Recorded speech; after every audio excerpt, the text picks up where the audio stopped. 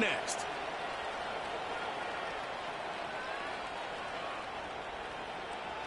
Well, the radar says the heavy stuff's still a few hours away, but snow is falling as we near kickoff at Gillette Stadium in Foxborough.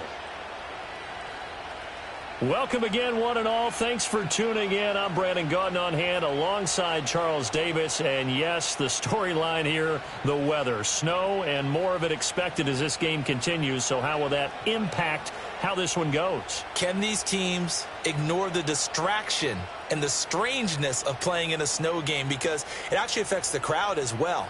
That big roar you get is often muffled when there's a snow game. And the second part, what's the footwear you got on? Does that fit the turf you're playing on? And how will it handle as things get a little bit slick?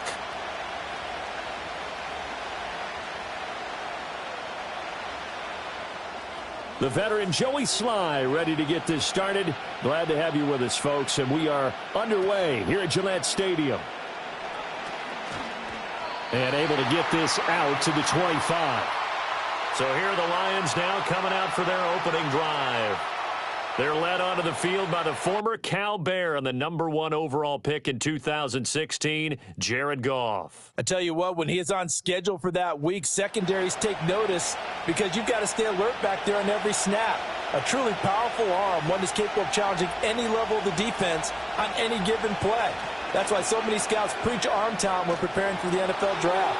A quarterback with arm strength to make every throw in the book, he's an asset to have in any offense. 8 yards on the pickup, and now they'll have some options on second and short. A nice run here early on. It doesn't take a great play caller to realize you want to establish a guy of his caliber with runs like this early because they'll pay dividends as the game progresses. Back to Montgomery on second down. And they get him down, but not before he takes it across the 40-yard line. It's a gain of 10 for the Lions and a first down. Well, there's plenty of real estate for him to maneuver on that run, and let's face it, it shouldn't be a surprise. He's one of the better backs in the league. Had to come into this game with the idea, slow him down, otherwise it's going to be a long afternoon.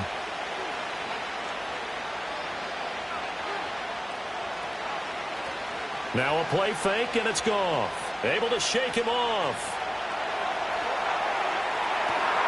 That'll be caught. It's St. Brown.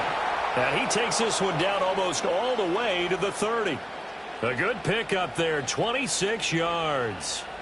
I love that play because in the snow you think run, run, run. Big passing play there. And defenders hate it, especially in open space, because trying to come under control, break down, and make a tackle in the open field, difficult in normal conditions. In these conditions, almost impossible. So into Pat's territory now. Here's 1st and 10 down at the 31. And they'll send the tight end in motion left. Gone. This one swung out to Montgomery. And he will lose yardage here to the 31-yard line. He was unable to shake free there, and they'll cover him for a loss of a yard. Heck of a play there to get to him quickly and get him down for a loss. I think they did a really nice job getting ready for this game, scouting, watching film, and understanding defensively what the play design was.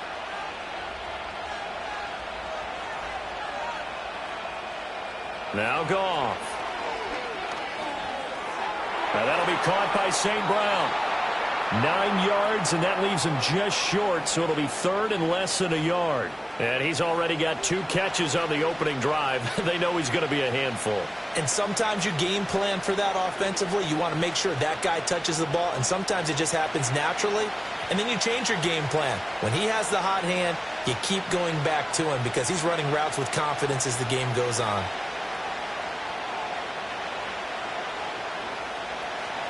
They'll run it. Here's Montgomery. And he takes it down to the 13 and picks up the first. They give him 7 yards on the play, and they do pick up the conversion on 3rd down. Quite the opening drive march they're on right now. It looks a lot like what we saw in practice prior to the game, doesn't it? You know, because on that last big practice beforehand, you go through your offensive script. You go through your play calling. You go through all the stuff and establish things. And it looks like it's going like clockwork right now for them. To throw is Goff. Over the middle, it's complete. And that's good for a pickup of 10 yards. And that'll leave him with a second and just a few inches left. But yet another completion here on this opening drive, and he's now perfect 4 of 4 to start. Pretty solid execution here. And how about how everyone's handled their nerves? Because you know what it's like to start a ball game. You're so amped up and ready to go, and sometimes the execution isn't there. They've been flawless so far. Well drilled, well prepared. And he's going to take it in for a Lion touchdown. Jahmyr Gibbs taking it in from 4 yards out. And the Lions get the upper hand as they're on the board first here this afternoon. Well, just about an ideal start to this one offensively, because on the road, you want to make sure you quiet the home crowd early. And how do they do it? Nice march to start things off, let the run game find its footing early. That drive certainly checked a lot of boxes, and they finished it off with a touchdown run. You always worry about the plant foot in the snow, but no problems there. And it's now a 7-0 game.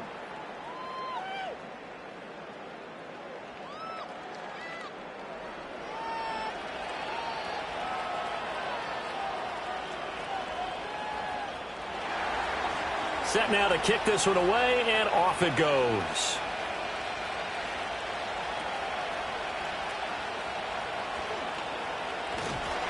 And the tackle going to be made right there at the 25-yard line. So now here come the Patriots to take over on offense. They'll be led out by the former Tar Heel, their rookie quarterback from UNC. We're seeing it more and more in this league, how teams love to have athletes back there taking the snaps, guys who can throw it and move around and get yardage with their legs if needed. He's one of the best examples that we see out there right now. He can throw for hundreds of yards one week and then run for 100+ the next. He adds an extra dimension that really confounds defenses when he puts it all together. The tackle there by Malcolm Rodriguez. As usual, the hallmark of a good run defense, linebackers making plays near the line of scrimmage. Absolutely nowhere to run there. 2nd and 10. Shotgun handoff to Gibson. And he gets this one just shy of the 40. They'll mark him down at the 39. 14 yards is the pickup there and a New England first down. That was good, tough running right up the middle. And if the defense can't penetrate and make him slow his pace or change direction, that's often the end result. So from the 39 now, they'll come up on a 1st and 10. On first down, right back to Gibson. And not a whole lot of room to operate there on the first down run. He gets maybe 3. Yeah, I don't know if it's exactly a win-win, but if you're on offense, you'll take that kind of a run, all right? It was kind of stacked up, found a little bit of yardage, and frankly, they're pretty close to staying on schedule on offense. The playbook is still open for the coordinator. To the air, May. Got a man, it's Kayshon Boutte. Room here to run. And they're able to work this to the 25 before it's all said and done. The catch and run going to wind up netting him 33 yards. We know play callers can be very creative in this game today, but sometimes when they've got receivers with speed like this, they don't need to design incredibly complex calls. Sometimes it's just get the ball in his hands and let him do his thing. In a sense, less can become more, and it was right there.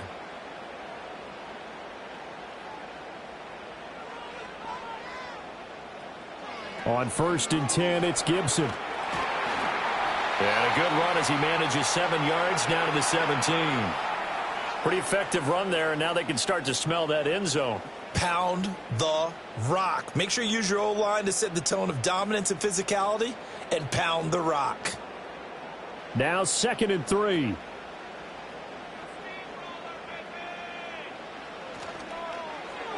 A quick throw caught out wide by Bourne. And a nice job to break free of one tackle, but it slowed his momentum somewhat, and he's taken down right after. So give him 2 yards there on the completion. And that'll bring up what looks to be a 3rd and inches. Can't be more than a half a foot.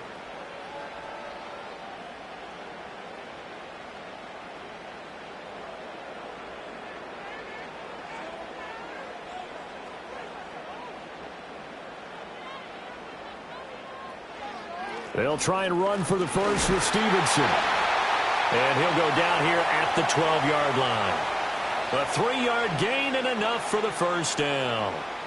Had a chance to maybe limit them to 3 if they could have gotten that stop there, but a new set of downs. And with a new set of downs, you got to take the mentality of the whole thing. Right now, everyone's looking at the offense and saying they've got the advantage.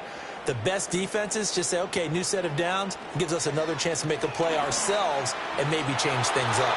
And the Patriots are going to be set up with a 1st and goal. He couldn't quite reach the chalk, but they'll have it at the 1-yard line.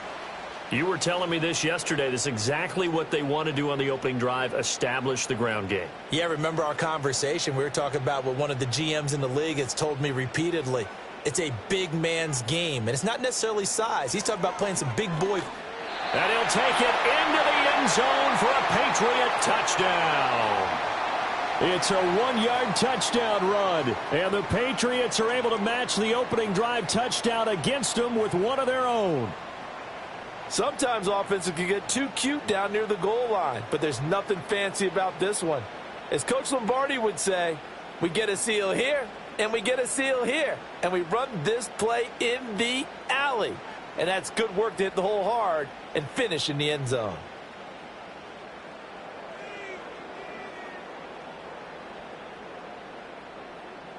Joey Sly on for the extra point.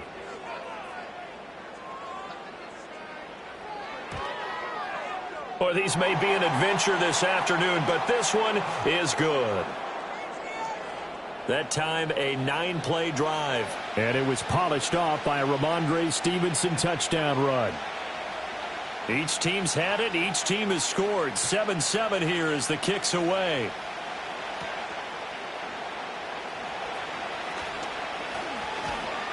And a good return as he'll be stopped just shy of the 30-yard line. Back onto the field come the Lions for their 2nd overall drive. A lot of time for this unit to game plan on the sideline after that drive that they watched the other side just score. But remember, last time they were out, they scored as well. We'll see if they can seize that momentum right back. And they have had a lot of time to cool off from reaching the end zone the last time. So have they been able to keep themselves mentally sharp and into this game, even though they haven't been on the field?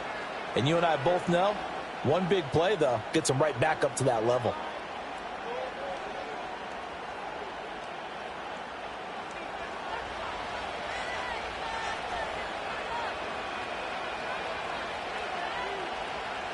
They'll motion the tight end across the formation. Goff now to throw. And this will be incomplete. I know tight ends love this route because a lot of times they'll fake a block first and get a little bit of space and then come across the middle because in their mind, they're thinking catch the ball and then drop the hammer on the little guys in the secondary. Unable to drop the hammer, he just dropped the pass. They'll try the middle with Montgomery. And they get to him after a gain of 6 to the 46. A quick burst there, and he nicely bit off a pretty decent gain.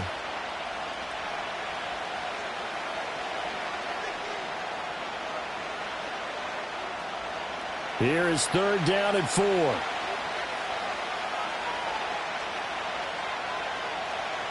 Goff. They'll set up the screen to Montgomery. That is going to be a yard short. Needed 4, but got 3. Yeah, and on 3rd down, you know those pass rushers, they're in the starter's block. They're just waiting for the pistol to fire. You can almost hear the defensive coaches on the sideline pre-snap. Watch the screen, watch the screen. Really good job there of identifying it and making the play to force 4th down. And here now the punter Fox as he sends this one away. And this one hits at the 3 and then bounds into the end zone for a touchback. So back onto the field come the Pats for their 2nd drive. And that last drive was very, very balanced, pretty methodical. You think they go that route again? I'm always of the school that until they stop me from doing something, I'm going to continue. And I think that that's exactly what they'll look to do.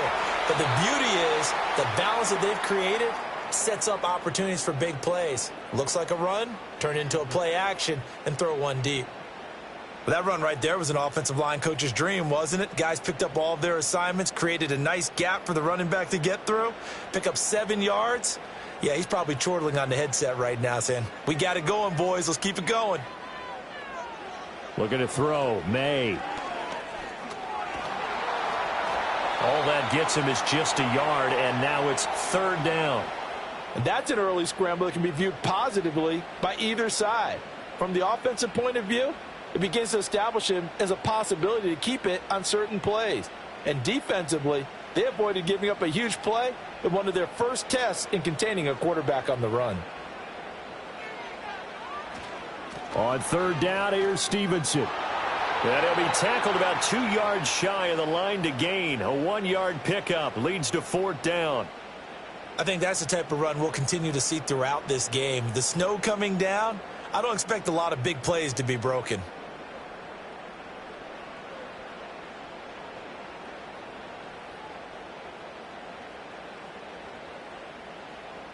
So on fourth down, here's Bryce Behringer on to punt for the Patriots.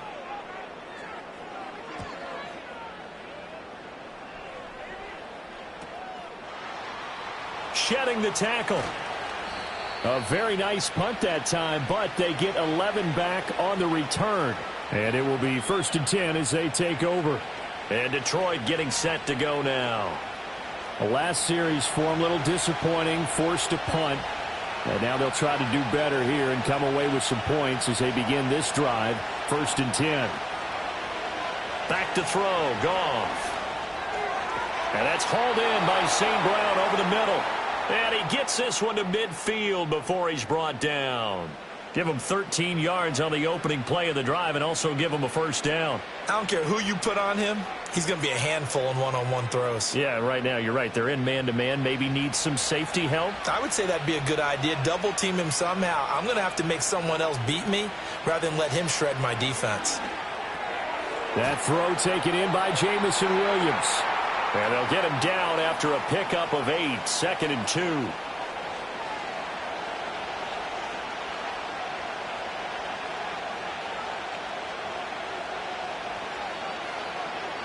And from the 42 now, here's 2nd and 2.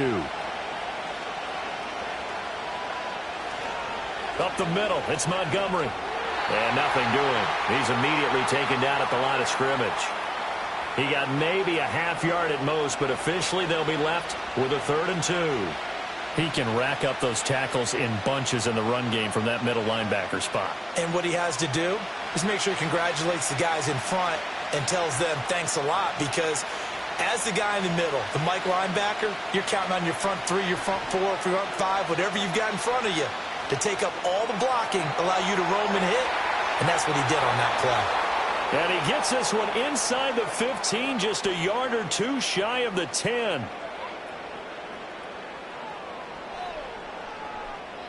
So he gets too far beyond the line, and that's an easy call for the official. Here comes 3rd down and 7. A shotgun snap for Goff. A throw left sideline falls incomplete.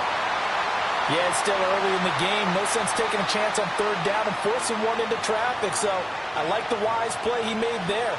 Get it to the sideline out of bounds where no one's going to have a chance at it. On 4th down, Jack Fox on to punt for Detroit. And the punt over the side in the air, and the spot will be inside the 35. So the Patriots coming out now. Charles, a very uninspired effort the last time we saw them out there. It was a quick 3 and out, then they punted the football. Yeah, and you never want to get stopped so soundly during a series, but what would be even worse now is letting it happen again right here. They've got to get going. To about the 35, 2nd down. Oh, that's a real nice job there by the defensive front. They just engaged and held their ground. But how about the guy who made the play? We often talk about whether they take a good first step or not. Many times you just don't take any step. Just get your feet moving, get your body going, and then once he made the read, he was able to make the play. Here's May. He finds Douglas complete. So 5 yards here, 5 on the play. And now we've got a 3rd and 3.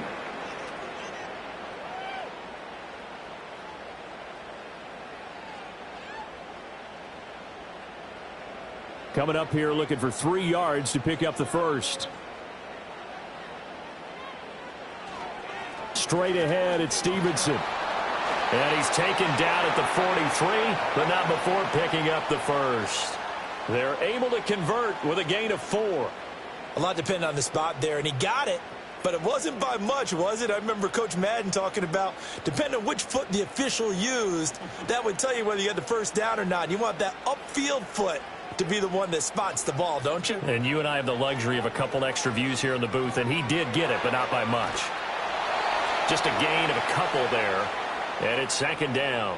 Well, offensively, that's the mismatch that you want. You want to force a linebacker to try and cover your back out of the backfield, out in some open space. But linebackers nowadays, they run like backs, and they take a lot of pride in covering. What a nice play he made there in the open field. On the counter, it's Stevenson. And he's going to have the Patriots first down as he's got this up to the 45-yard line. He's settling in nicely here in the first quarter running the football. Remember, he already has the touchdown run. And you can feel the vibe, can't you? He's in unison with his offensive front. They are in concert together. So if you're flipping over to the other side of the line of scrimmage, they've got to be more physical and handle some of these gaps that have been created. Throwing here is May. Oh, he tried to fit it in on the slant, and it's intercepted. It's Brian Branch with it. And the Lions are going to take over here up near the 40. The rookie was trying to push it downfield, but the safety bit him. And he'll learn that you have to hold the safety. And you do that with your head movement, your eyes, sometimes your shoulders. Hold the safety so that you can get back to the throw that you really want to make. He got so excited thinking his guy was open that he made it easy for the defensive back to go get the football. Yeah, Detroit back in possession of the football. Over on the sideline, hoping to hit that reset button between possessions. Last time out, they had to punt it away. This time, hoping to finish this thing off in the end zone. Finding the open man, and that's Tim Patrick. And he'll be stopped right at midfield. Give him 10 yards there, and about by the nose of the football, he's going to have a first down. Even against double coverage, he found enough of an opening for a noticeable gain. 2 guys on him, yet he finds a way to uncover downfield for the completion.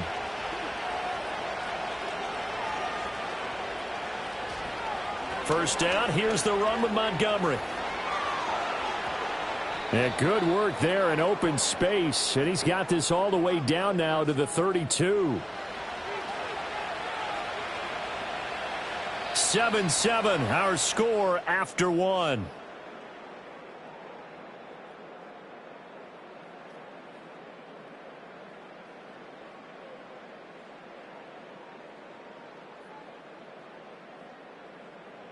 The Lions with the football here to begin the second quarter, as they've got it with a 1st and 10. Williams being motion left. They'll fake the give. Now Goff. It's complete to Williams. Defensively, a solid response after giving up back-to-back first downs.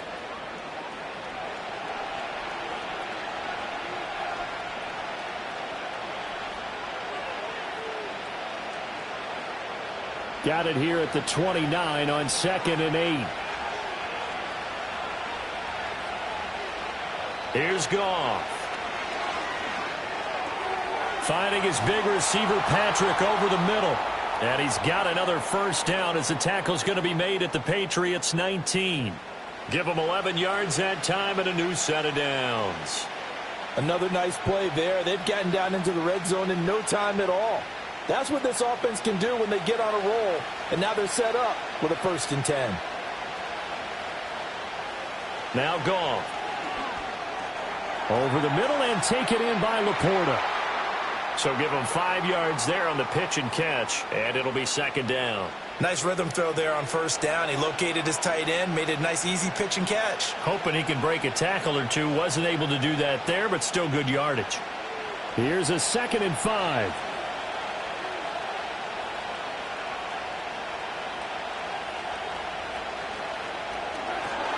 And they're not able to hook up there. Incomplete. Just looking at it from a defensive perspective, when you break the huddle in the red zone, tight end is one of the guys you've got to key on because quarterbacks want the ball in their hands fast in this position, and they want to get it to someone. And in this case, he had the play. They just didn't complete it. Goff now looking to throw.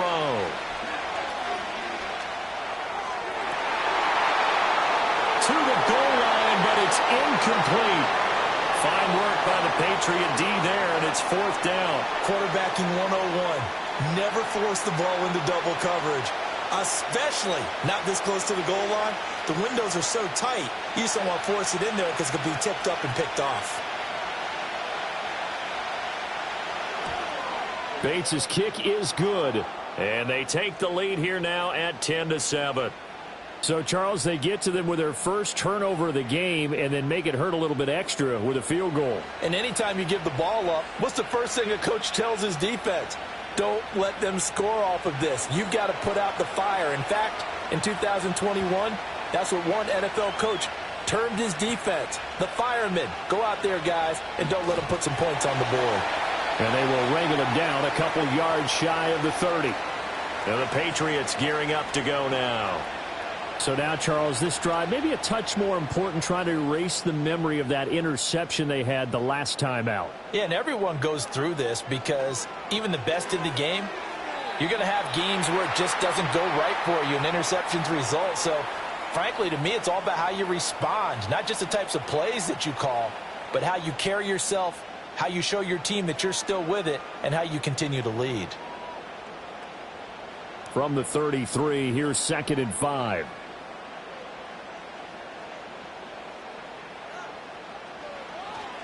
Up the middle, here's Stevenson.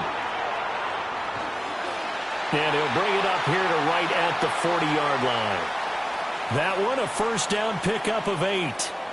And that's a nice pickup of a first down on that 2nd down run. And at that yardage gained, they can run that play on any down.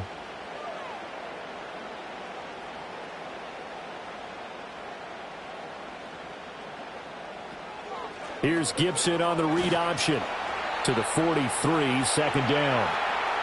Not a lot of running room there. Not a place to make a cut and kind of exit out because they had everything bottled up.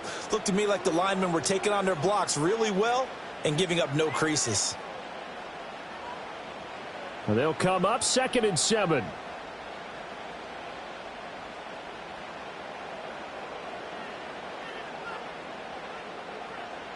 To throw, it's May. Gets this complete to Butte. And it's going to be another first down as they'll get him to the ground at the Lions' 40. That one good for 16, and the drive will continue. Well, certainly as a fan, you get a little bit nervous when you see him make those kind of throws. But they work on that in practice more than we know.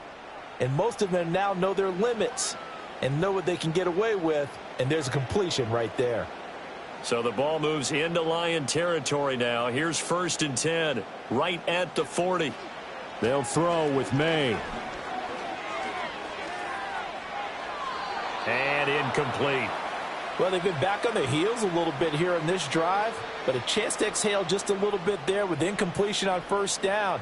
Now they have to gear up, try and get 2 more stops, and escape this drive. Now it's 2nd and 10.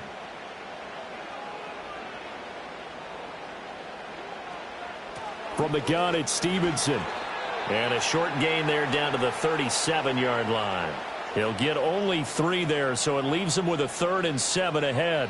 Pretty good little 2-play sequence there. You force the incompletion, then a very short pickup. Yeah, now maybe you bring in an extra defensive back or 2 because you want to try and defend on 3rd down. They like to play those nickel or sub packages, don't they? On 3rd down, he'll drop to throw. Hunter Henry brings it in. And he's going to be stopped here a few yards short of the first as the tackle is made at the 33.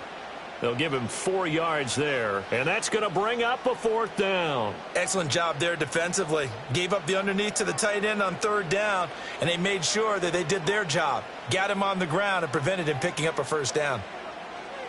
The tight end Henry here in motion.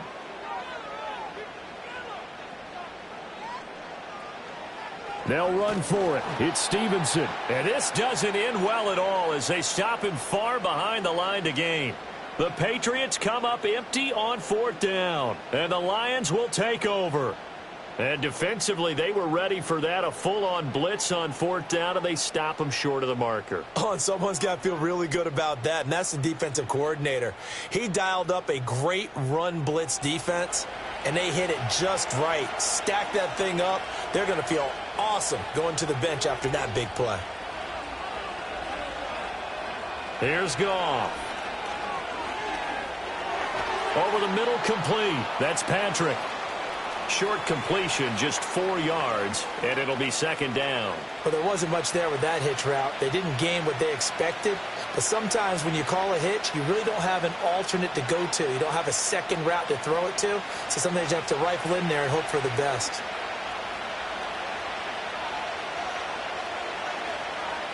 In motion goes the tight end. They'll fake the handoff. Now Goff. And he goes down. It's a Patriots sack. Anthony Jennings. Give him the credit for the sack and a loss of 14 yards. Now that was a passer's nightmare. The front door totally shut down by the defense, so he kept going backwards, hoping to find another avenue of escape. It didn't exist.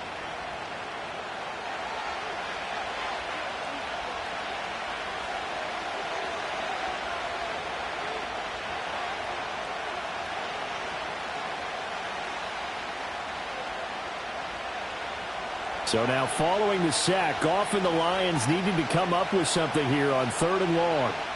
Now on 3rd and long, they'll look to throw. Throw to St. Brown, complete on the left side. And he will lose yardage here back at the 23-yard line. It'll be a loss of 2 on the play, and that'll bring up 4th down. They completed the screen on the perimeter, but boy, that was textbook defense, exactly as you're taught to play against a wide receiver screen, and they snuffed it out for a loss of yardage. He's been a busy man here in this first half as he gets it away. It's a 45-yard punt, just a 1-yard return, and the Patriots take over. Out comes the New England offense to see what they can do this time.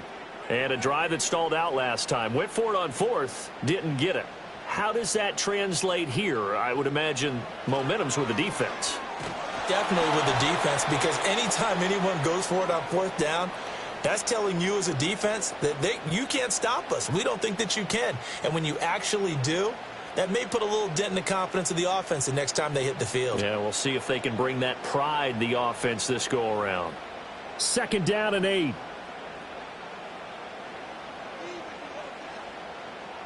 To the air, May. That pass complete. Here's Butte with it. So the completion good for 6 yards, and that's going to bring up 3rd and 2. He decided to run a hitch route. It really helps to have a guy who can turn it loose. And, boy, he rifled one in there on that one. Not much run after catch, but it worked really well. This offense so far on 3rd down, they've hit 2 for 4 thus far. Here it's 3rd and 2. Now a handoff. Stevenson. And, boy, he is very close to a first down. But from where they're spotting that football, he's going to be a foot or so short. Another down on the scoreboard, but the urge to go for it is almost irresistible here on 4th and short. Yeah, I know they're on their own side of the field. I was going to say. Normally I would say punt the ball away, but I'm feeling it. Now that Patriots sideline not happy with what just transpired, and they're going to throw out the challenge flag. The thing that they'll be looking at is a spot of the football, and this is always such a tough one for officials to get exactly right. Not just because of how fast the game's going, but just trying to get the right sight line to the football. That's not always easy. We'll see what they decide here.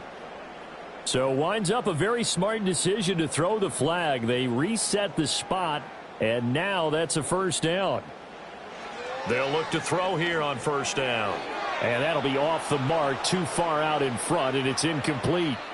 He shook his head right when he released that throw. He knew it was going to be a little off target. Yeah, the excitement got him on that one. Wasn't able to control the fact the receiver was open, and it would have been an easy throw. Here's 2nd and 10.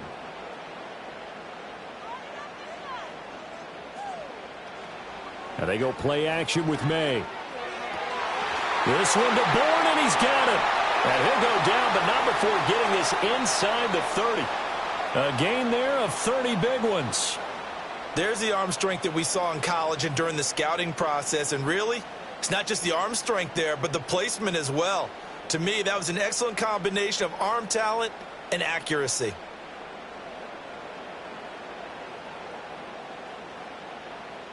So the ball moves into Lion territory now. Here's 1st and 10 as they've got it to the 28-yard line. They'll look to throw. Pass complete once again to Bourne. And inside the 20 before he's brought down. 12 more yards for him there. It's a 1st down. What a drive this has been, just chewing up the yardage. And here's one of their best plays yet as they finally get down into the red zone and look to finish this off with 6. So the ball down to the 16 here for 1st and 10. Looking to throw, May. And this one is going to be off the mark, too far out in front. I think you put just a little bit too much heat on that one. When you throw it to the outside, you do have to be careful because you got to keep it away from the defender, but you also have to give your own guy a chance too. So after the incompletion on 1st, now 2nd and 10. They'll look to throw again. He'll be hit and taken down at the 21. That sack courtesy of Jack Campbell. Partner, the Mike linebacker, the middle linebacker has so many different responsibilities. How excited do you think he was to get home with that blitz? Yeah, he wants a sack. He got it.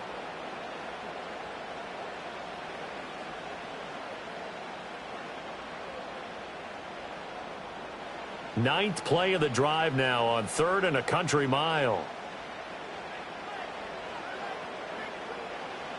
Out of the gun, they'll look to throw. Work in the middle of the field, and he's got a man complete. And he'll take it into the end zone for a Patriot touchdown. Kendrick Bourne from 21 yards away. And the Patriots have moved out in front. That pass also evens the ledger for the rookie quarterback. Had the interception earlier, and now he gets the touchdown throw. The ideal touchdown-interception ratio is what, 3-to-1 for the best quarterbacks? But he's a rookie. Just getting back to even is a big deal. Increases the confidence. And now before we get to the extra point, remember all touchdowns do have to be confirmed by the replay official. Is this a touchdown? That's the question. CD, what are they looking for here? You just need any part of the football to break the plane. You don't need the whole football. It doesn't need to go over the entire white line. It's just that front part of the white line. And if you draw an imaginary plane going straight up, that's what they need to cross. So take away the touchdown. The officials rule he did not get the football to break. And he is in. Touchdown, New England.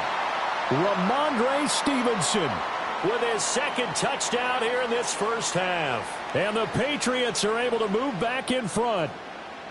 So his strong first half continues as he finds the end zone here for the 2nd time. And definitely good blocking at the point of attack. And you just have to love watching the way he can create space down near the goal line. And he's able to take it into the end zone.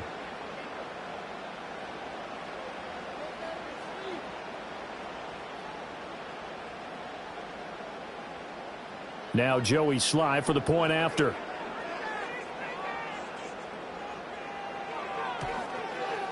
And that makes it 14-10. A 10-play drive that time. And it was polished off by a Ramondre Stevenson touchdown run. Joey Sly now to kick off after the touchdown.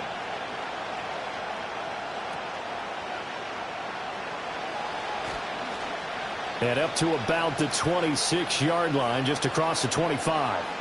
Here's the Lion offense now as they get ready to take over. These guys definitely hoping for a better showing than their last appearance. They couldn't really even move the football much beyond the shadows of their own goalpost, Charles. We'll see if they can get a better, more sustained drive going here. Yeah, and every team that we ever talk to says the exact same thing. When you start a drive from that deep in your own territory, the goal is a minimum of at least 2 first downs, because even if you have to punt then, you change the field position, right? You flip the field a little bit. They didn't get that done. This time they want to string together a nice drive and help themselves out. If you're going to blitz, likely going to leave you in man coverage with this guy, and that is less than ideal. It is, because just about any offense that has an elite receiver If you blitz and have him in man coverage, you're going to him, even if he has an elite defender on him, because he usually knows where the ball is before the defender does. Give him a couple on the carry there, 2nd and 8. Well, any lane that might have been open there was closed pretty quickly, and that was because the defensive front, they won that battle at the point of attack at the line of scrimmage. They used great leverage, held their spot, and stacked him up. Back to throw, Goff. That pass caught, it's Williams. And he's got another first down as the tackle's going to be made at the Patriots' 41-yard line. A nice pickup of 17 yards. That's really good play design right there, and it's one that comes down to the offensive line. It's a deep in route, but it's only going to work if that line gives you time in the pocket to wait for the route to develop. Mission accomplished there as they pick up the first down. And they'll send the tight end in motion here. Here's Goff. Finding Williams once more, complete. And he's going to get this inside the 30. Back-to-back receptions for him, and it's another first down. So what do you do if you've got a defense in cover 3 trying to keep everything in front of them? The answer seems obvious. Just work those routes in front of them. This is going to be a hitch route, but he's operating in plenty of space, and he makes the catch here for a first down. Goff. A little short pass here taken in by Laporta. And they move this all the way down to the 9. Chewing up big yardage. Another nice gain there. This one goes for 20. Just picking up yardage in bunches here these last few plays. They have moved right down the field, and just like that, they're going to be set up with a 1st and goal.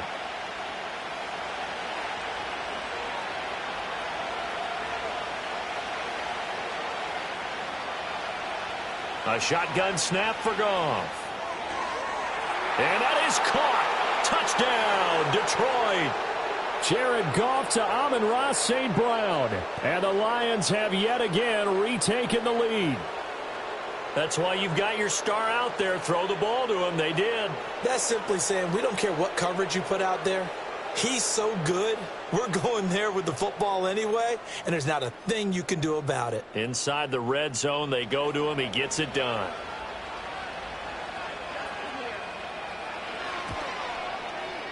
Extra point splits the uprights, and it's now 17-14.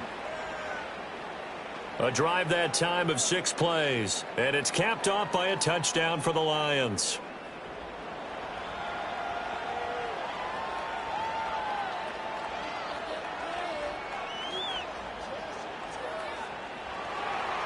Out is the kickoff unit as they run up and send this one away.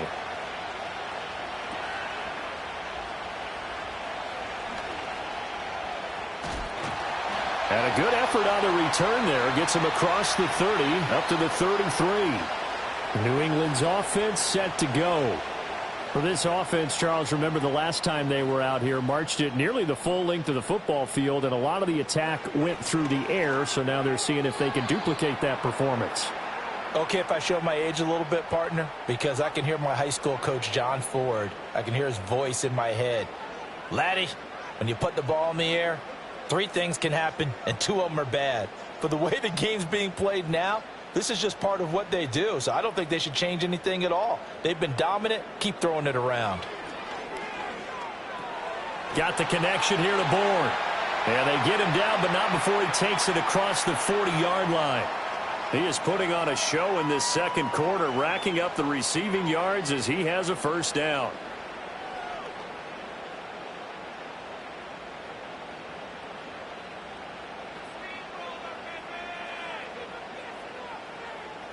Douglas, the man in motion. Gibson here running out of the gun. And he'll be brought down, losing yardage back at the 40. A loss of a full 3 yards, and now it's 2nd down. We knew both of these safeties were good in run support, but how about the play we just saw there? How about that closing speed? Able to get to the outside part of the field and turn that play into a loss. After the loss, they'll come up 2nd and 13. Here's May. Short pass caught by Henry. That'll give him 8 that time, and it brings up 3rd and 5 now. Let's not quibble about the gain there on second down. That was a positive play because that was a take-what-you-can-get situation. Got out to the tight end. Now it gives them a much better opportunity to convert on third down. And this offense on third down today, they've hit 2 for 4 thus far. This will be 3rd and 5. Throwing here is May. They set up the screen for Stevenson. And they're well past midfield, just a yard or 2 shy of the 40. A 10-yard pickup, and it's enough for a Patriot first down. When you run a screen pass really well, you got to like the look of it because so many parts come together to make it work well. The offensive linemen where they're faking people out, the back slipping out there, catching the football, then all of them going together as one unit downfield, a really nice pickup.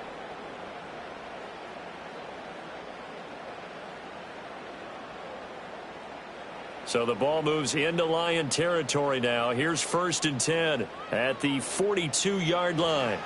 On the handoff, Stevenson. And this defense not ready for that one as he'll take this down inside the 25. 50 yards rushing for him now with a couple of touchdown runs to boot. And we've hit the 2-minute mark in this first half of action.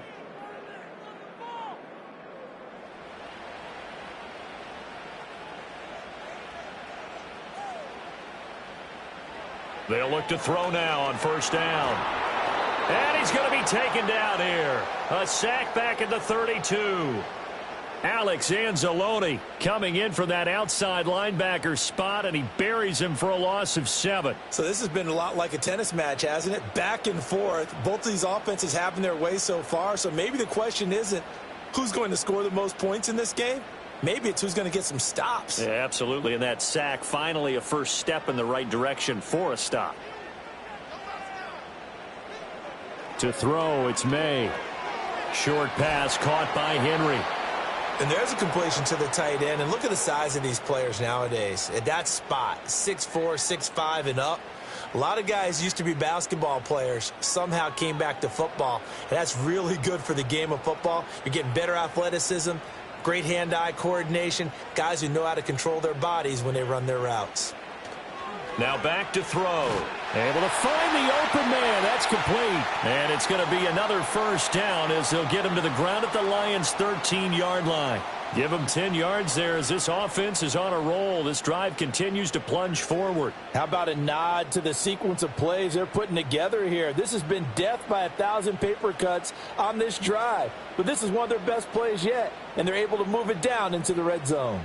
From the 13 now, they work on 1st and 10. And he'll protect himself at the end here as he winds up getting pretty decent yardage. Now the Patriots going to use one of their timeouts as they'll stop it with just over 40 seconds to go in the first half.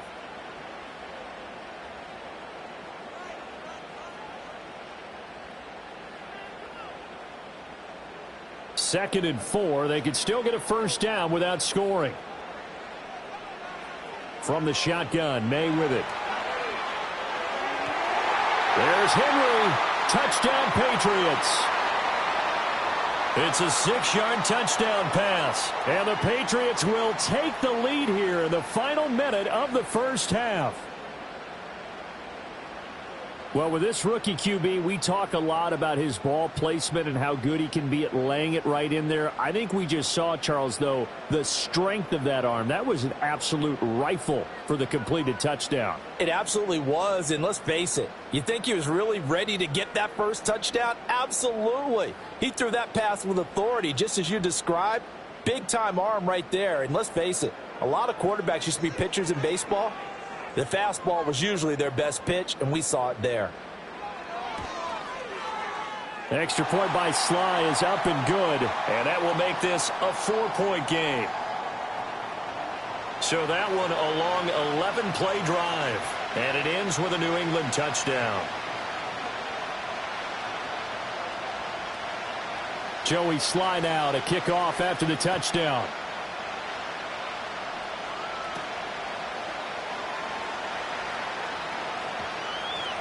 And they'll get him down inside the 30 at the 27. The Lions offense and their quarterback set to take the field once more. And he's had things all his way in this first half. The numbers sensational as he'll look to add to them with another drive here. The Detroit offense ready to begin their drive. And with him trailing, there is still enough time to try to string a few plays together, maybe get into field goal range. He'll definitely say that that's one he should have held on to. But when you're playing in elements like this, sometimes those bullet passes, those ones with a little bit of pace on them, they can be difficult to hold on to.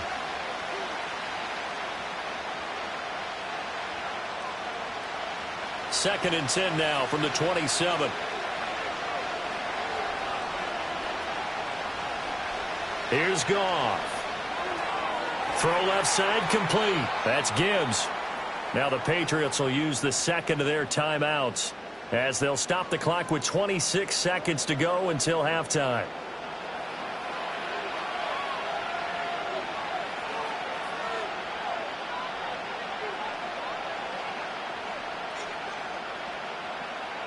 Third down and 13.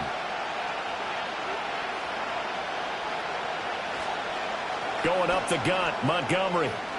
And some room to maneuver. The Lions will use the first of their timeouts.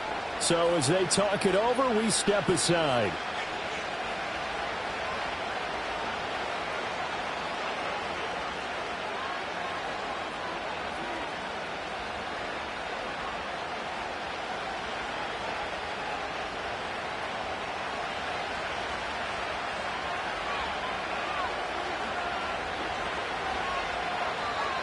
Now Goff.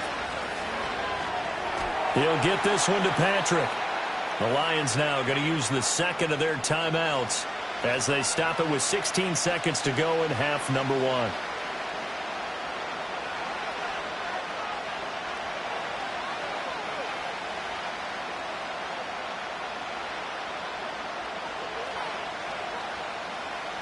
Second down and 4.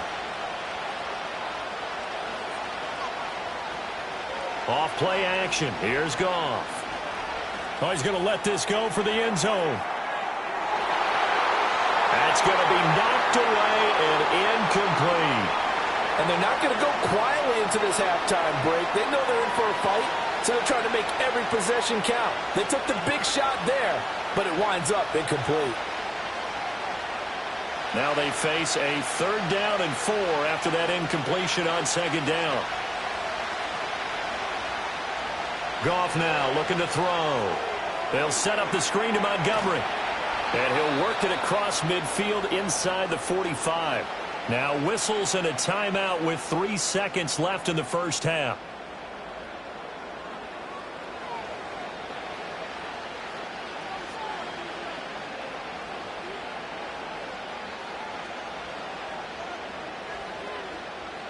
So 3 seconds here remain in the half. On is the field goal unit to see about getting 3 points. They spot it on the midfield stripe, so it is a 60-yard attempt here. And this one is no good. He missed it. And that will keep this a 4-point game. So we've reached halftime here in a 4-point game. As we'll send you down the coast now to Orlando, that's where we find Jonathan Coachman ready with our EA Sports Halftime Report. Coach.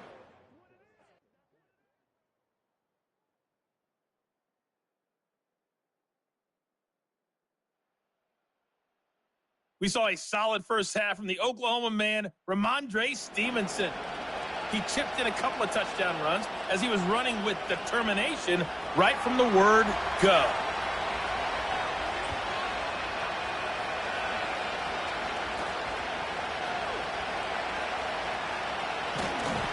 And able to take it past the 25 and up to the 28-yard line. The Pats offense and Kendrick Bourne headed back onto the field. And you see the numbers for him into this third quarter. They just pop off the screen. He has been open throughout. New England with a first down as they begin the drive. Second half starts with a run by Gibson. And not a whole lot doing there as he'll get it up to about the 28-yard line. Just a yard on the pickup there, and it'll bring up a 2nd and 9. That felt like a trap because it looked to me like the opposing front was on that play from the get-go. They had everyone crashing the ball carrier before he even made the line, and they hold him to just a yard. They'll throw with May. Got a man, Boutte. And he'll be taken down, but not before they work it across midfield. 23 yards the pickup there. I know we just saw a nice throwing catch, but how about the big guys up front buying that time? Yeah, that's exactly what they did. They created time and allowed the space to happen, and it turned into a really nice play.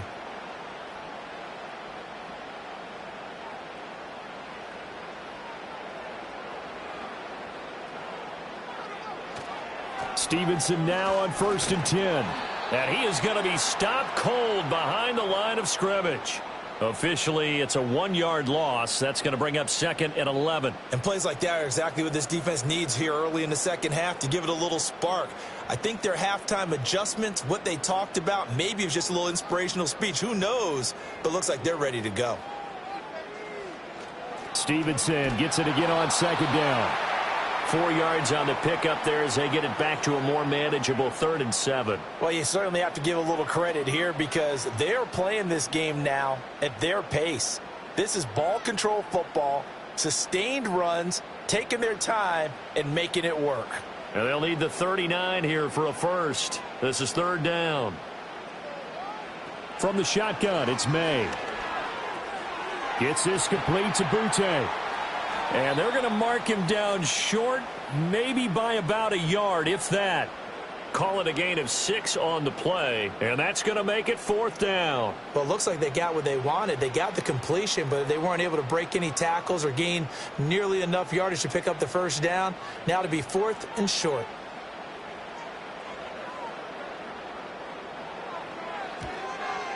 And he missed it. It's no good. And this will stay a 4-point game. Well, Brandon, anything beyond 50, you start rolling the dice a bit. And once you get up around 57, 58 yards, the chances of making it go down dramatically. And sure enough, this one winds up no good. So we get a look at the Lions offense as they get ready for their first possession of the second half.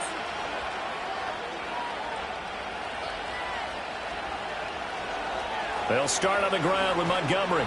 And he's going to take this ahead for right around 3 yards, but no more than that. 2nd down. Not a big run on the first play of the drive, but that doesn't necessarily mean it was a bad play. Sometimes you're just trying to settle in, get your guys a little bit of contact, and get things moving. Here's 2nd and 7. From the 50, it's Goff. And that's hauled in by St. Brown over the middle. A gain of 3 last play. This time they double it and pick up 6. They like going to him in the slot. He catches another one. I think this comes under the heading of until they stop him, why not go back to it? He has something going really well. Great working relationship with the guy throwing the ball, and they keep making the connection.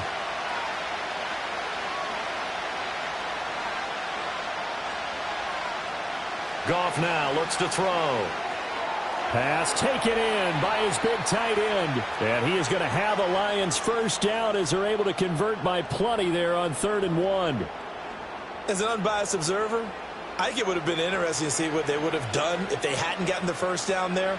But since they did, I guess the point is moot. And they're right there in that middle ground, field goal range, punt, go for it. But as you said, they picked it up. Now it's Goff. Open man right side is St. Brown. This will be stopped about 2 yards shy of the marker. 8-yard gain, 2nd and 2.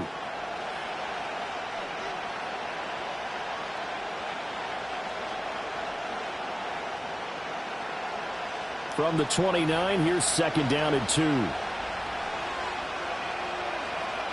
The tight end in motion right. Play action. It's Goff. Now throw right side here, going to be incomplete.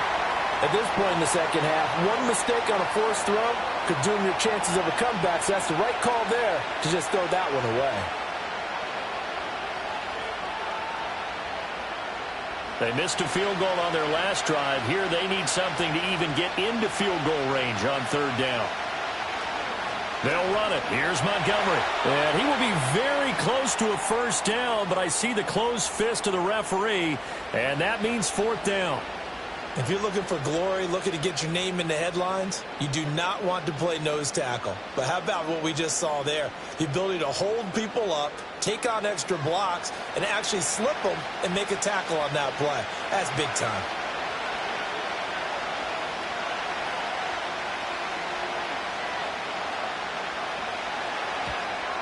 Bates' kick is good. And that'll bring him back within a point. So they're content to take the 3. Somewhat of a conservative call there, opting not to go for it on 4th and inches. And that's from a team that you and I know is not usually playing it close to the vest. It's a little bit of a surprise that they opted for the 3 instead of going for it.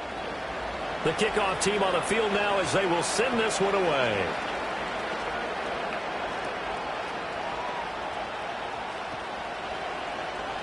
And he'll take it up past the 25 to the 26-yard line. The Patriots offense and Drake May headed back onto the field. And as we show you some of the highlights from earlier, he has been instrumental in getting his guys the lead as he looks to finish strong and close this one out.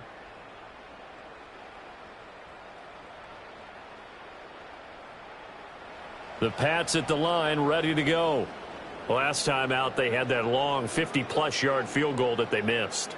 And I'm sure on their sideline they're thinking to themselves, okay, do we still want to try one if we're in that position again? And I would dare say that the answer would be yes. They're going to have a lot of confidence in their kicker. But just to be on the safe side, I'm sure they told their offensive guys, can we get a little bit closer this time? Get a little closer. Yeah, you know, I'd rather get in the end zone first and foremost. But if all else fails, less of a field goal attempt for him. Shotgun handoff to Gibson. Gets by him at the 25. And he'll get it up near the 35, right at the 34 here. 61 yards rushing for him now in the ball game. That was huge after being behind the chains on first down to make this second very manageable. Yeah, how much pride do you have in an offense on first down to get that kind of yardage? Because it actually opens up your playbook on second down. You can run it, you can throw it, you keep a defense off balance. I like that phrase, stand ahead of the chains, and they're doing exactly that. And he is met in his tracks behind the line of scrimmage. 2 yards the loss, and now they go from 2nd and 2 to a tough 3rd and 4. It's a tough one right there. He ran right into the teeth of the blitz as the linebacker was freed up in order to stuff that one for a loss. I think quarterbacks got to see that. Got to find a way to audible into something a little more advantageous. To the air, May. Work in the middle of the field, and he's got a man complete. And he will have a Patriots first down by about 3 yards or so as they wind up getting 7 there on 3rd and 4. And Brandon, from our time in college football, where receivers weren't running the traditional NFL route tree, one thing they did learn, find open areas, find soft spots, and set up and catch the ball. And I think we just saw that there. Yeah, we saw that indeed, picking up the first. And he'll be taken down, but not before he gets into enemy territory. It'll be a Patriot first down on a pickup of 16. You can see the time and effort and thought that they've put into their passing game because it was evident right there. It looks like a simple pitch and catch, but you and I both know that they have planned for this and worked hard to make it happen. So the ball moves into Lion territory now. Here's 1st and 10 at the 46. Here's Stevenson. Tackle there by Alex Anzalone. Yeah, things were pretty stacked up there in the middle of the line. A lot of bodies, not much space. I think ultimately he was fortunate to get anything out of that run. Ball spotted at the 45. Here's 2nd and 9. Looking to throw. May. Open man, that's Henry. And it's going to be another first down as they'll get him to the ground at the Lions' 34-yard line. Give him 10 yards there as this offense is on a roll. This drive continues to plunge forward. From the 34 now, here's 1st and 10. From the gun, it's May. Right back to Henry, and Henry's got it again. And the result here, a pickup of 8. Leaves him with 2 to go on 2nd down. I don't care what sport you're playing.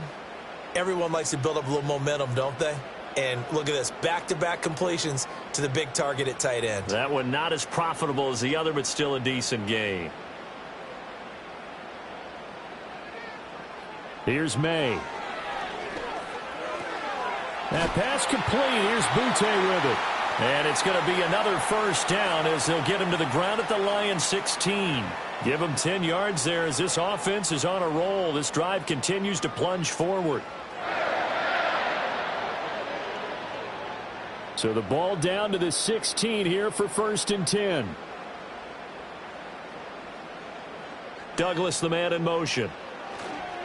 Here's a fake on the jet sweep, and instead a give up the middle. And he's going to be hemmed in and brought down right at the line of scrimmage. Call it no gain on the play, and it'll be second down. Early down stuff to put this offense in a precarious position. We know that securing the point of attack, especially against the big-bodied guys in the middle of this D, has got to be priority one. They run once more with Stevenson.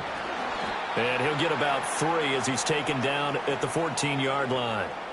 Well, that's not a run that's going to make any of the highlight tapes, but they've been moving it well all game on the ground. This is another one that keeps them moving forward.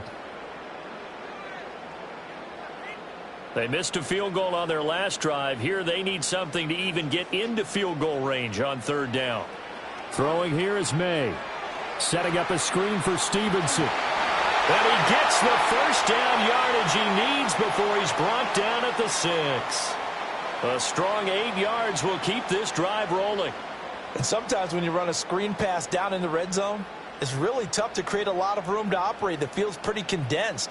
But that was really well designed there, and they're able to pick up a first down.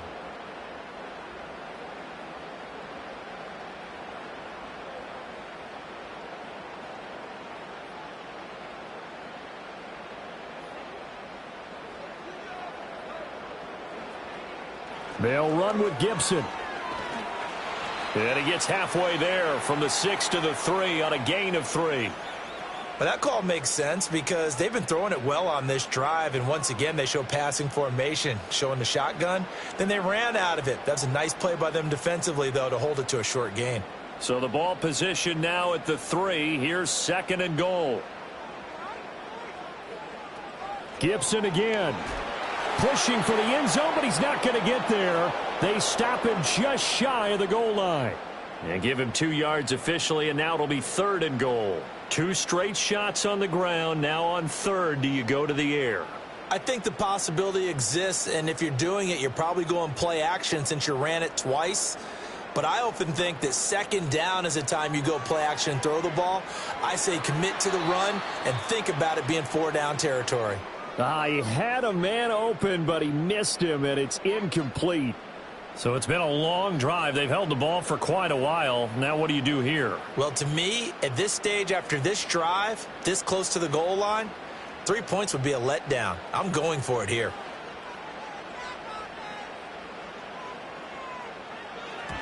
Sly able to put this one through. And high fives for that one as that drive ends in 3.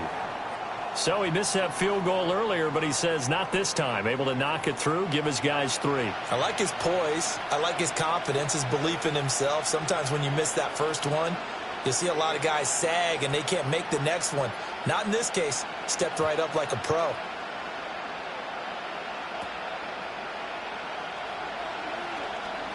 Oh, a good return up past the 30. The visitors' offense and their quarterback ready to go once more. And he had it going in the first half, that's for sure. He's really had his way with his secondary. They've been powerless to stop him, and he'll look to keep it rolling right here. The Lions offense ready to kick off their next drive. And after the field goal last time, we'll see what they can get here. At least they got points out of the last drive, Charles.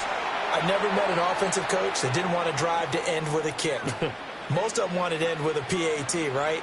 In this case, a field goal, they'll take it. Way better than the alternative, which is a punt. Yeah, but you met fan bases that wanted that, that weren't happy with that field goal. I haven't met a fan base yet that wants to drive to end with a kick, other than the extra point. That's it. Out of the gun, they'll give to Gibbs. And he is going to be stopped cold behind the line of scrimmage. He'll wind up losing 3. And now it's third down. We all have habits. We can be somewhat predictable, and you know me pretty well on second down and short. What I like to say? Play action. Yeah, without a doubt. I thought that was a great spot to call it. Instead, didn't go their way, did it? No, defense sold out for the run. Worked out well. Throwing quickly there, but it's incomplete. How about some applause for the defense there? They forced him to throw that one into coverage, and just like that, they're staring at a 4th down. Well done. Here comes the Lions punter now, as he'll come on to kick this one away.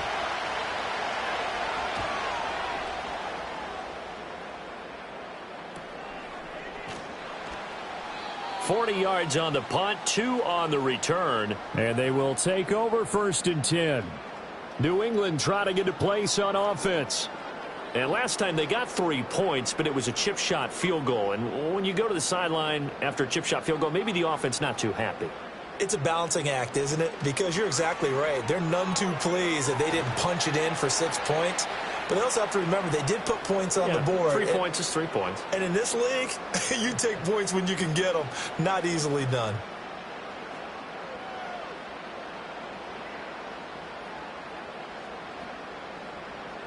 And the ball on the 30. Here's 2nd and 4. A give for Stevenson, running right. Just a yard in the pickup there, and it'll leave them with a 3rd and 3. Well, when you go from 2nd and 4 to 3rd and 3, that just tells you who won that battle on the last play, huh? Yeah, first round went to the offense, second round the defense. For the Lions, an extra DB in the game now here on 3rd down. They'll try and pick it up by running the option to the right. And he will have a first down here at about the 40. 9 yards that time. And this is one of those plays that if you can use it to keep the chains moving, it's a good play. And not only that, it tends to tamp down the pass rushers because they have to recognize this play and stay at home. The quarterback uses it well. Read option, keeps it, and picks up a first down with some nice running.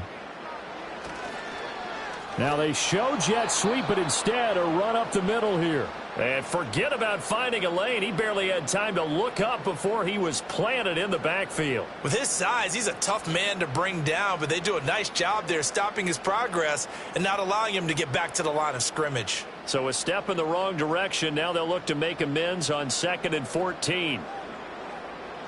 To throw, it's May. He completes it to Henry. And that's good for a gain of 6. And 3rd and 8 now. The completion was given up, but that's why you play zone defense, so that you can have people around the ball when it's caught, and you don't give up much run after the catch. They'll see about converting this 3rd and 8.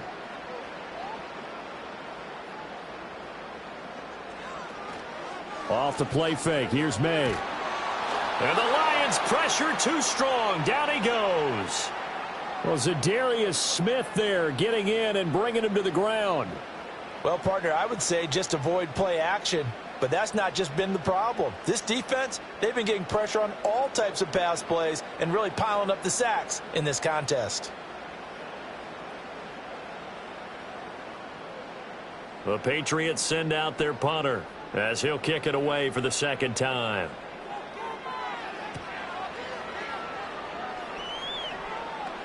And a fair catch signaled for and taken just outside the 20-yard line. The visitors' offense and their running back getting set to go once more. And you have to imagine this defense saying, how do we stop this guy? He has run roughshod through him to this point in the 3rd quarter. The Detroit offense ready to begin their drive. And our game's hit a little bit of a lull here, a little bit of a snag. Punts on back-to-back drives. And old-school coaches don't necessarily mind that. Didn't turn it over, right? Didn't create a big play for the other team. Right now what you're looking for is can you gain an advantage in field position? And that's what both teams are seeking right now. Yeah, they'll be seeking to gain that advantage here on this drive. They'll bring a receiver in motion left. They'll fake the handoff. Now Goff. This to Laporta, right side. And he gets this up across the 35 before he's out of bounds. 5th catch of the afternoon, and that gives him a first down. 5th catch of the game for him there. Yeah, and the tight end position is now becoming a volume pass catcher. It used to be occasional, right? Safety valve. Throw one to him every so often, but mainly they want him out there to block. Nowadays, an integral part of the passing game, and they create such great mismatches that they often become the leading receiver. And he'll be taken down after a minimal pickup, and that will take us to the end of quarter number 3. So it's a quarter that saw these two teams trade field goals here as we've reached the end of 3 quarters of play. We'll return with more after this. This is the NFL, and it's on EA Sports. Back now in Foxborough. It's the Lions trailing, but with possession of the football as we get set to bring you the fourth quarter.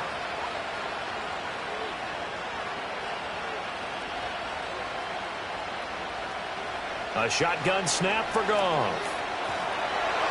Under pressure, and down he goes. Devon Godshaw getting in there and dropping it. You know, on these types of plays, we're always looking to assess blame. Okay, where did it break down? Sometimes it's just a great play.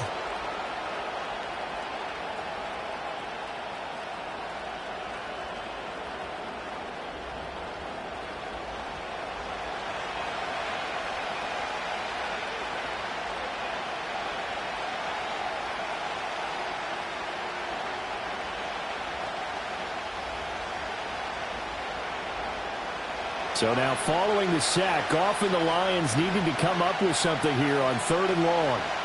Now on 3rd and long, they'll look to throw. Setting up the screen, this is Gibbs. And he'll lose yardage here, going down back at the 28. Call it a loss of 2 there on the play. And it'll be 4th down. The whole idea of the screen pass is to fool the defense in a big way and create a big play. They weren't fooled. Not 1 second, not one bit. How about them figuring it out, diagnosing it, and spilling it for lost yardage? Fair catch signaled for and taken just shy of the 30-yard line. So possession goes over here on the punt. I'll tell you, far from ideal conditions to play in, but neither offense has had much trouble. Plenty of points to go around. 1st and 10. They'll run with Stevenson to begin the drive. And they get him down, but not before he takes it across the 40-yard line. 66 yards rushing now, as he's done it on 22 carries. And what a tough spot for this defense, because they know it's coming, but they're just powerless to stop it. What a great run there to start the drive. And you can bet there'll be more where that came from as they try to ice this game away. Back to Stevenson on 1st down. To the 43, 2nd down. Sometimes you're aligned perfectly and the play comes to you, and sometimes you got to cover some ground to go make the play, as we just saw there. We saw a great example of perseverance right there on that play. Got to be careful. They might want to throw one over his head as this game progresses. From the 43, here's 2nd down and 8. They'll set up to throw. Sideline throw, it's complete. And a nice job there of keeping the toes inbounds. I do have to admit, I like it when it all comes together. When the top part, catching the football, right, whether you're catching it with your hands or cradling it, comes together with the legs, in this case the feet, doing a little toe tap to stay in bounds and complete the catch. And a great job by our crew on the camera shot. Love when you see the grass or on the field turf, those rubber pellets flying up. Great catch. They'll try and run for the first with Stevenson.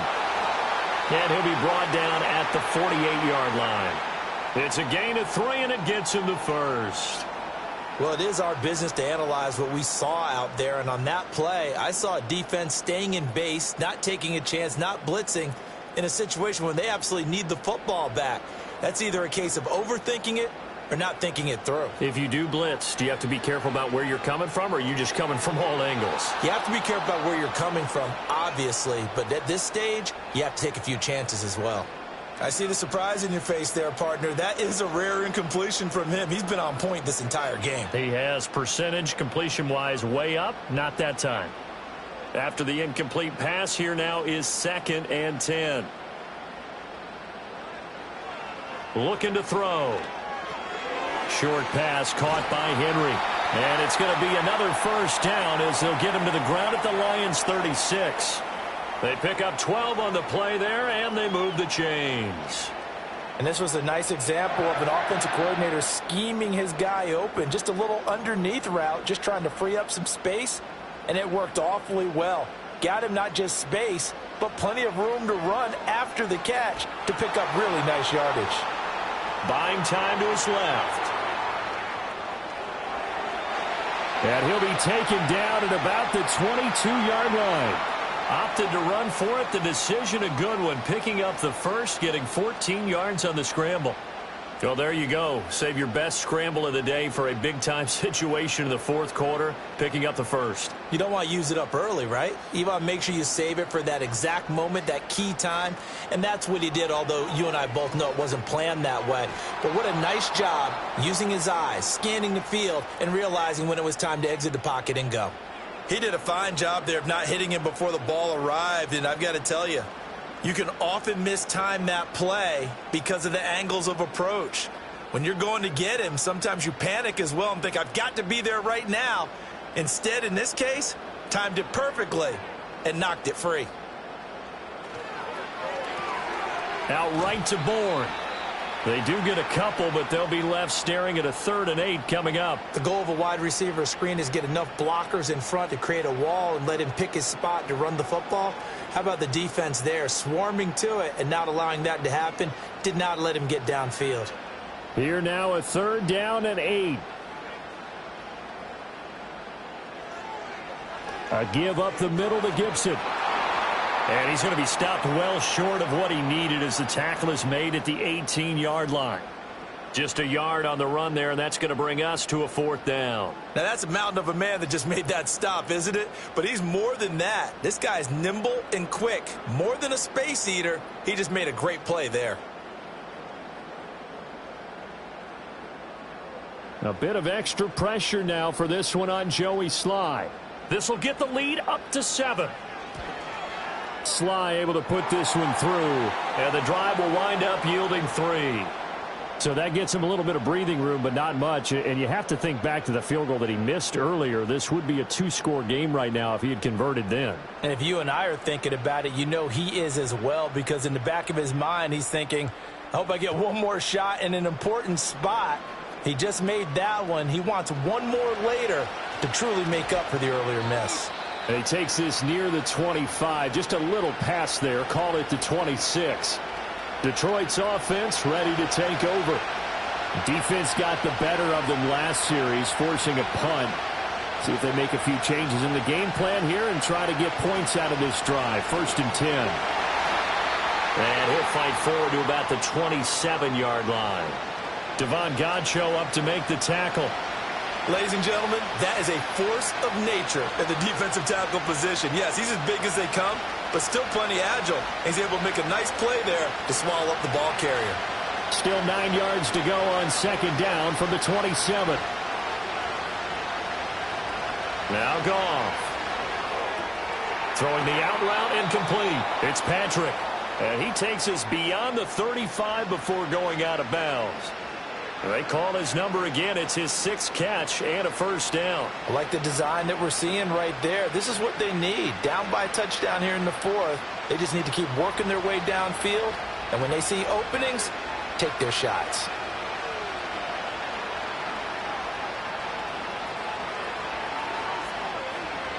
Goff now looking to throw. It's Williams on the catch. And he'll be taken down across the 50 at the 45 in enemy territory. 17 more yards on that one as they keep the drive rolling. Somebody missed an assignment. He was waving his arm saying, hey, I'm wide open. They found him. You think? You think? I mean, he was so wide open. Did you see he was just windmilling like he was Don Quixote or somebody out there? And then they found him for a really nice gain. The drive continues as they search for a tying touchdown. Here's 1st and 10. Gibbs straight ahead. And they'll get him down after a pickup of 8. 2nd and 2. Good yardage there on 1st down. Exactly what you want. Get yourself set up to keep making 1st downs. Keep the clock running. And if they're smart, you're starting to milk the clock. No hurry before you run your 2nd down play. From the 38 now. Here's 2nd and a couple.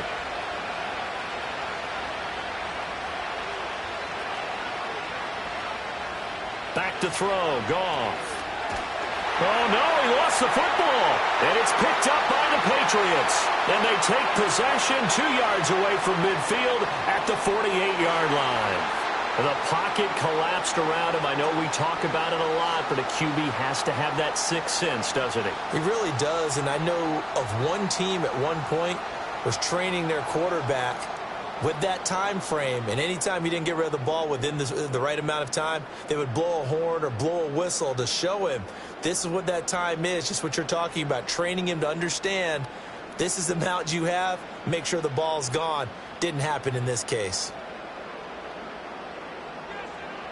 They'll throw with May. Got the connection here to Bourne. And he is tackled inside the 40, not quite to the 35. That goes as a gain of 11 and a Patriot first down. Well, how about this aggressive approach? Got the lead, fourth quarter, continuing to throw the football.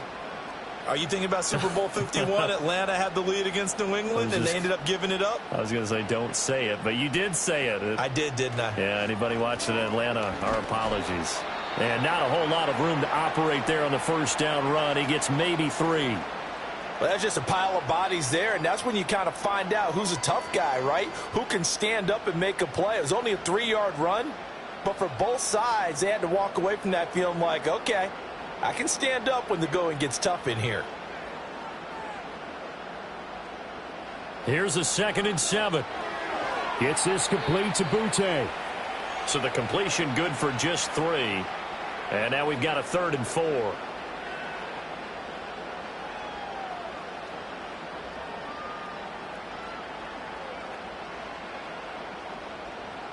In search of 4 yards here to pick up the first down. He finds Douglas complete. And taking it to the 15-yard line before he's brought down.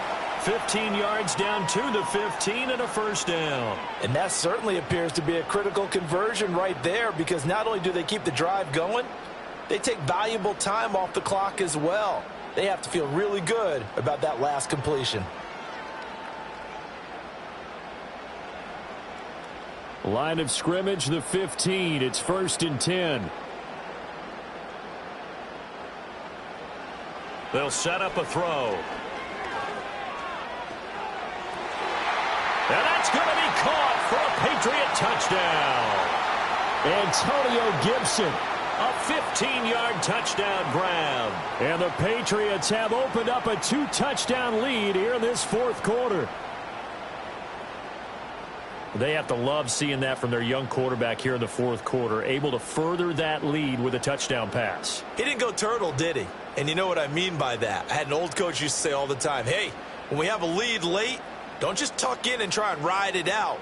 Go out and play and extend the lead. And that's what he did. Sly on for the extra point.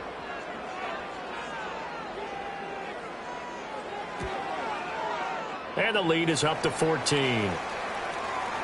The drive summary that time, 5 plays. And it concluded with the touchdown pass to Antonio Gibson.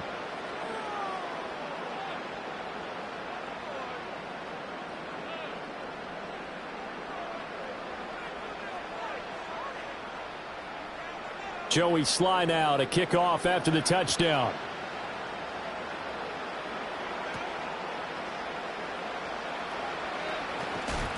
And he's up across the 25 and down at the 28. So the Lions offense ready to go back out onto the field. And they have had their problems moving the ball through the air as we take you through some of the action from earlier. This secondary has played about as well as you can. Many times they've left this quarterback with nowhere to go with the football. The Lions offense ready to kick off their next drive. And right now they're on the wrong end of the scoreboard, and that won't change if this drive ends like the last one when they had that lost fumble. So you have a feeling taking care of the football certainly paramount right now. Yeah, and it's not just the guy who dropped it on the last drive, is it? That means everyone who might touch the ball is getting the same message. Guys, ball security, paramount. Let's take care of it, and if we do, we've got a chance to put points on the board. Fourth quarter, every drive's so critical, and you figure may only get one more shot after this, so a touchdown's imperative on this drive. It is, but you also have to think to yourself in play calling, don't hold anything back. Don't save it for the second touchdown. You got the first one for the second one to even matter. And able to break one tackle, but then quickly brought down, but a nice little gain.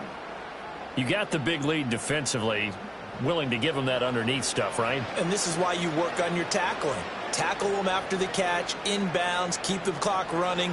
Just go ahead and bleed the game out that way. Out of the gun. Goff. He's got his target. That's complete. And he is going to have a Lions first down, and he'll have it by plenty as they're able to keep the drive alive on 3rd and inches. And in a 2-score game, obviously, every play, every third down, like we saw there, magnified. Big pickup. It was a huge pickup.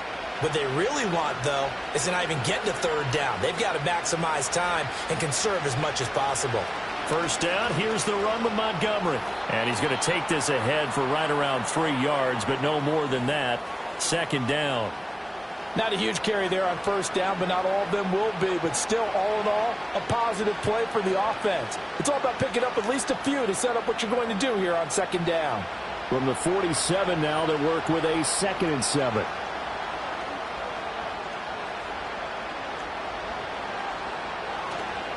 Off play action. Here's Goff. A quick throw there is incomplete. Well, that's a defensive coordinator's got to be happy with that result. They took away all options downfield and forced the incompletion.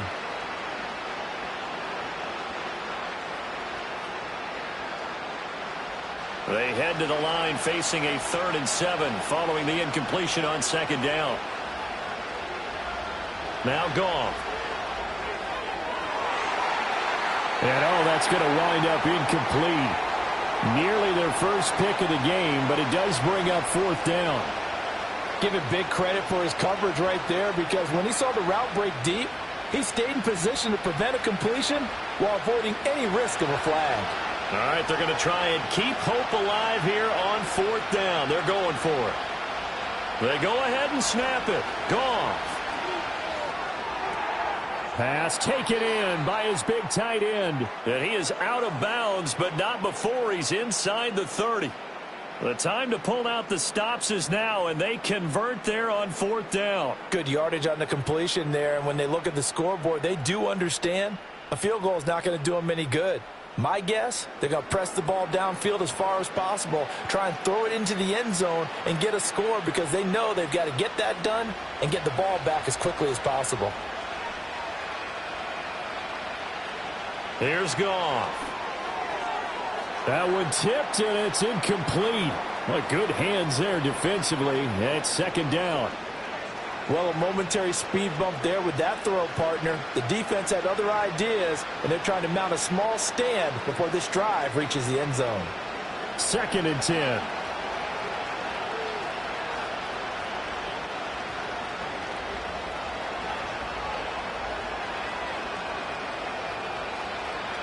Goff.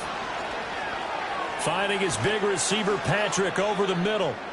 9 yards, not quite enough, and they'll be left now with 3rd and 1. I always laugh when people say, what's the toughest route to defend? And I'm like, any of them, especially if it's a good receiver.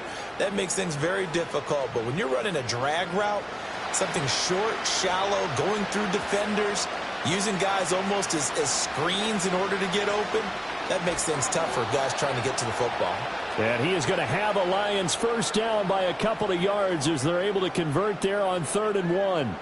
Now, yes, a 2-possession game, but a good chunk of time on the clock, so they have the ability still there to run it on 2nd and short, but maybe they need to pick it up a bit. You're right. They did pick up the first down there, but as you mentioned, they have to pick up the pace now because it's a 2-possession game. They've got to get there twice to make sure they have a chance to win. Touchdown!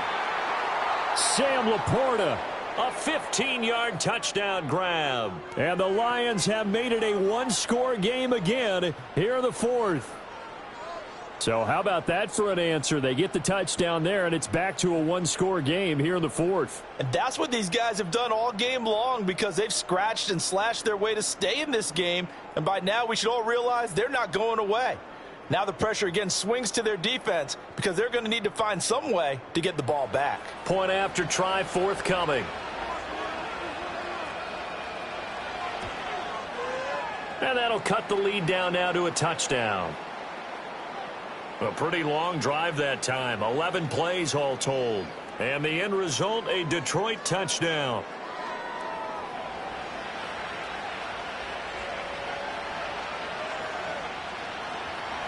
Here are the Lions now as they line up and kick this one away.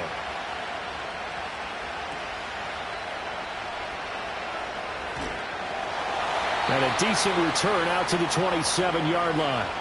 The Patriots offense and their quarterback headed out for this next possession. And he has been masterful so far in leading this offense. He's kept the mistakes to a minimum. He's been on point with his passes. And he's generally been one step ahead of this defense all game long. Here's Gibson to start the drive. And he's going to lose yardage and be backed up to the 25. That's Aiden Hutchinson. He was determined to blow that play up, and he sure did. And when do they start thinking about burning these timeouts? They've got all three still defensively. To me, you have to start right now. Here's the time, and that means you've got to stop them on defense, not give up the yardage, use your timeouts in order to get the ball back and try and score yourself. But now is the time to start using those timeouts. And keep in mind, it'll also stop the clock at the 2-minute warning. And this will be a gain of 5 as he gets it to the 30. Now, the objective there, I mean, yes, the positive gain, that's nice, but work some clock. Yeah, you're exactly right, but the problem for them is still within a possession, so they can't just sit on it running the ball. They'll have to find a way to throw it effectively as well. Here comes 3rd down and 7.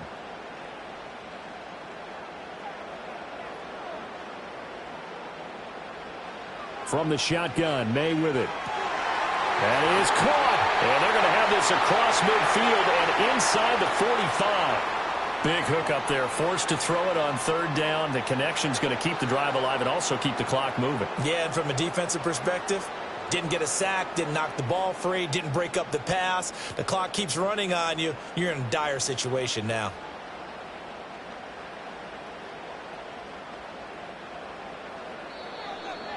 Fourth quarter, down to the final 2 minutes, and we've got a one-score game. So the Patriots with a football as we get you reset. They've got a 1st and 10 as they look to try and finish this one off. They'll fake it on the jet sweep, and instead a handoff up the middle. And now right out of the 2-minute break, we'll get a timeout used defensively with 1:56 to go.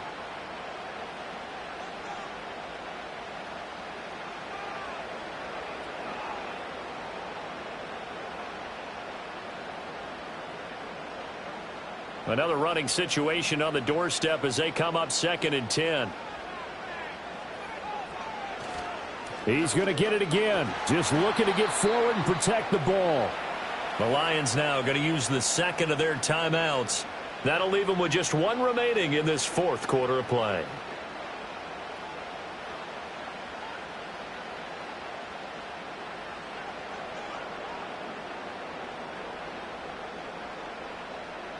The 1st down line at the 34 here on 3rd down.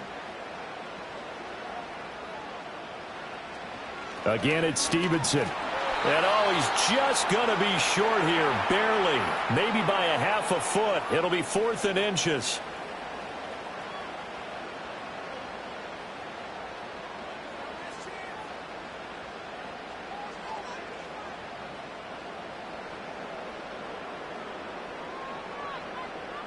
So on 4th down, out trots the kicker in a big spot here. This to perhaps salt this one away. Sly able to put this one through. And that will extend their lead even further. So that one, CD, going to make the road back a lot more difficult. Oh, there's no doubt about that. You know they were praying on the other sideline for a miss because now, as you pointed out, a very difficult road. Down 2 scores. You don't just need a touchdown. You need a chain of events to go your way. You've got to score, somehow get the ball back, and score again. The odds of that happening, not great in your favor. And out a little across the 25 to the 27. So here's Goff and the Lions. Down by 10. Just over 1:40 to play. They'll need a score here and also likely an onside kick recovery, but first things first. 1st and 10. Now it's Goff. The Pats are going to get there. Down he goes.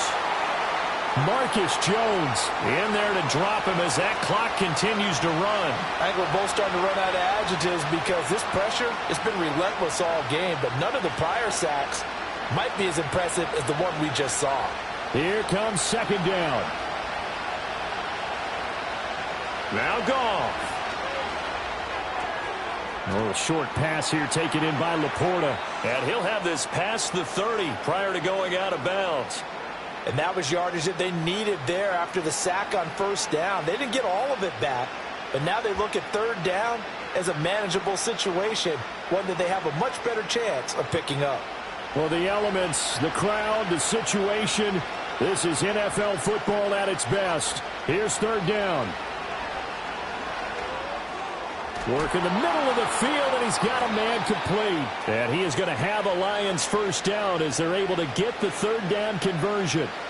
That's not the first time they've looked his way when they've needed a big play. He's been the go-to guy all game long. And they get the hook up again on third down to keep this drive alive. This is 1st and 10. Goff. Now that's to the left sideline and incomplete. Limited time left on the clock after that incompletion, so I think both sides are going to savor every second to prepare before the next snap. Because once the ball's in motion, it may be a nonstop push to finish this drive off. Everyone better be on the same page right now, because I think they're going to try and get several plays off in quick succession if they can. Now a desperation throw deep downfield, and he knocks the ball away, and it falls incomplete. Just a difficult situation to be in here in the final minute. Down 2 scores, you know you need some providence from somewhere. They're going to keep firing away till the end, but this one falls incomplete. This definitely 4-down territory at this point, but a critical third down here.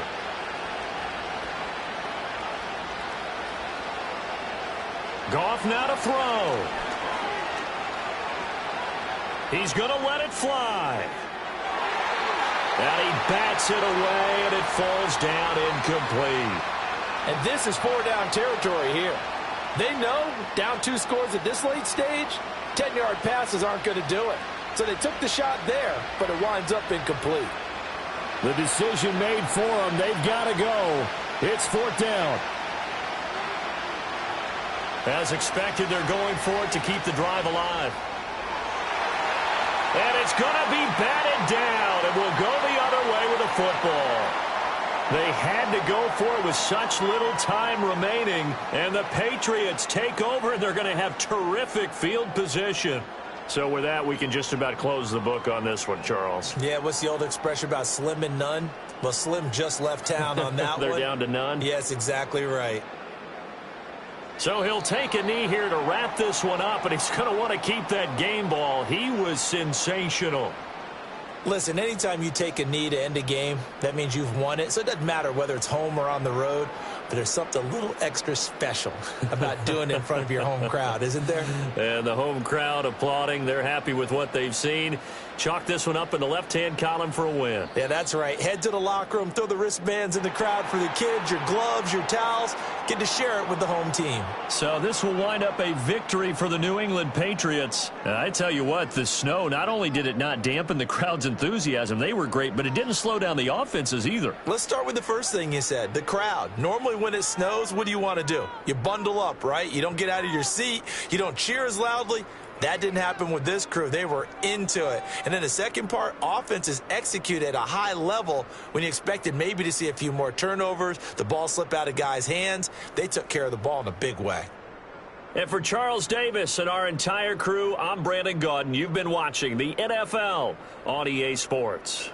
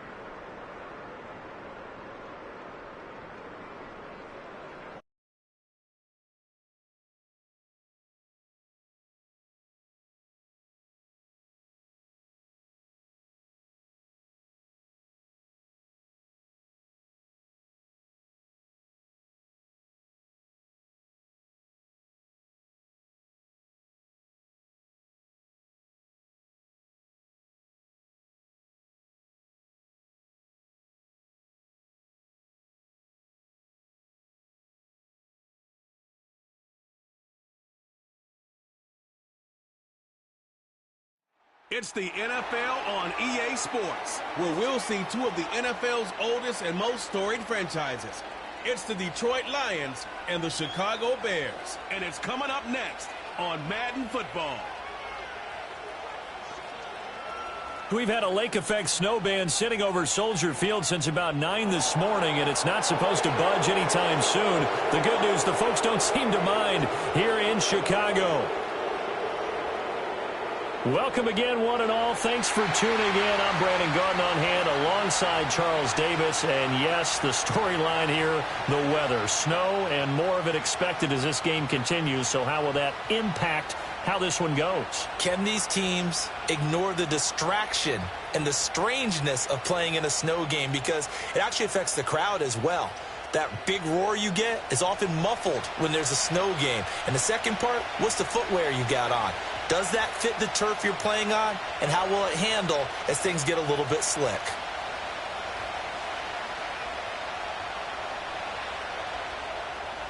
Here's Cairo Santos now, ready to get this one started. And off we go from Soldier Field. And they will wrangle it down a couple yards shy of the 30. So here are the Lions now coming out for their opening drive. They'll be led out by the first overall selection of the 2016 draft. From Cal, it's Jared Goff. Every quarterback in the NFL has a little bit of his own signature style out there, but for this guy, he really plays the game in a different way. It's led to a couple double takes from us up here as we see him as something truly unique. It's not that he's just the strongest passer or the best athlete to ever play the position. He just has a certain way of seeing the action, and it allows him to make some special plays out there. But not much on that run, Charles. No, that's exactly the way to execute a run blitz there. They guessed correctly that they would move the ball on the ground, honed in on it, and stopped them. Mark that down for a win in the defense's column. Here's Goff. And that's hauled in by St. Brown over the middle. And he gets this one just shy of the 40, down at the 39. It's a gain of 10 for the Lions and a first down. Defensively going forward, they're going to have to watch out for him on plays just like that. It's a drag route across the field, and they're trying to free him up and let him run after the catch. That won't be the last time we see that play, and it works there to pick up a first down. To throw is Goff. He'll go right back to St. Brown. 2 yards on the pickup there, and it'll be second down. I think defensively you're okay with that. You're in the first quarter. He's going to get some catches, but they rallied to him quickly. And that's what you count on, and I like what you just said. First quarter, can you do it all game long? They catch it, you tackle them, they go down on the spot. Because when you're able to do that, you don't give up big chunks of yardage after the catch, now you put the offense in a position where every series they have to work hard to pick up first downs, and you tend to stall them out when you do that. No gain on the play, and it's going to bring up a third down. So 7 yards from the first down here as they come up to the line of scrimmage. Goff now looks to throw. Oh, he had him. He was open, but he couldn't get it to him. It's incomplete.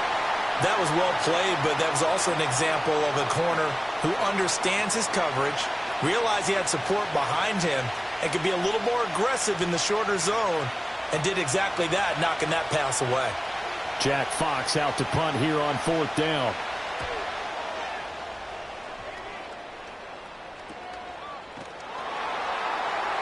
That'll be a 43-yard punt, just a single yard on the return. And it'll be 1st and 10 Bears from deep in their own territory. So here now the Bears offense for their first drive of the game. They'll be led out by their rookie quarterback, the latest in a long line of NFL QBs from USC. For every rookie prospect, there are always nerves involved in this moment. Running your team out to start a game. But there's a reason they brought him in. We're willing to make him their starter today. They believe he can overcome those nerves and lead his team to a victory. We saw him do it at the collegiate level and really make himself into a leader and someone you can envision doing the exact same thing here in the NFL. I like the strategy. Extra tight ends, extra beef. They want to run the football, but that means they probably want to run it inside. If you get strung out on the perimeter, you're in peril. Yeah, we saw the result, negative yardage.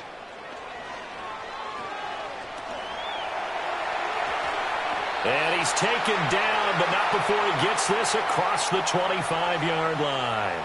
Opted to run for it. The decision a good one. Picking up the first, getting 14 yards on the scramble. As we both know, there was a lot that went into why they made him their first-round pick this year. And part of it was what they saw in college, his playmaking ability when things break down. As soon as he saw he wasn't getting a lane to throw, he pivoted and found an alternate way to the marker. He finds his target, Allen. And they work this well upfield across the 45. Chewing up big yardage. Another nice gain there. This one goes for 20. And he went in route there from the slot for the completion. Love how he runs his routes because it's all setting up your defender. Give him a little something one way, take it the other way. Head and shoulder fake. Sometimes you make one step to the outside, then break it inside. Really well run route.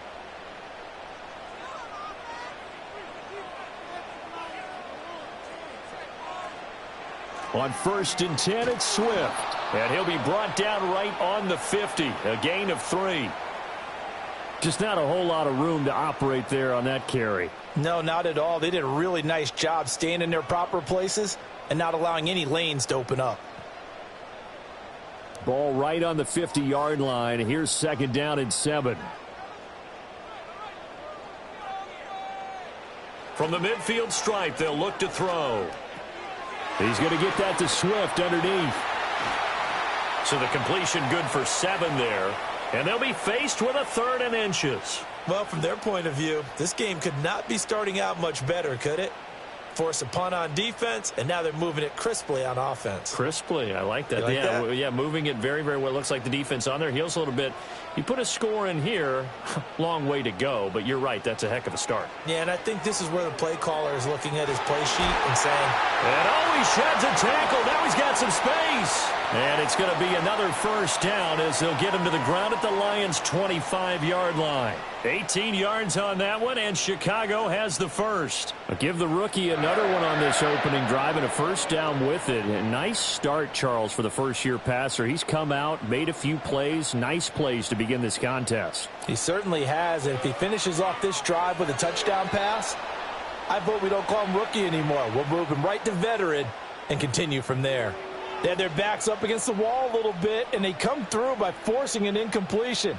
Now they've got to continue to ratchet up the intensity a couple of more times and get off the field before giving up any more yardage. An incomplete pass leads to 2nd and 10 from the 25. To throw once more, here's Williams. Over the middle, and that's caught by Kmet. And it's going to be another 1st down as they'll get him to the ground at the Lions' 13-yard line. Give him 12 yards on that one. It earns him a fresh set of downs. From the 13 now, they work on 1st and 10. And again, back to Kmet.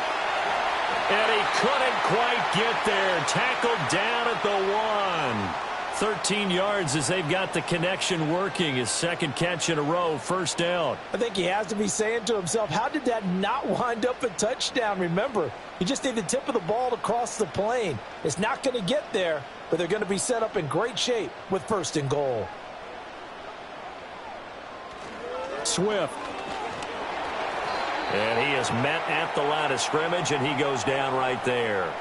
No gain on the play that time, and it sets up 2nd and goal. And he got off the end there very quickly to make that play. Yeah, it was almost like the bullet train, wasn't it? I mean, just zoom. Quick, quick, quick. And what a terrific play, holding them to no gain.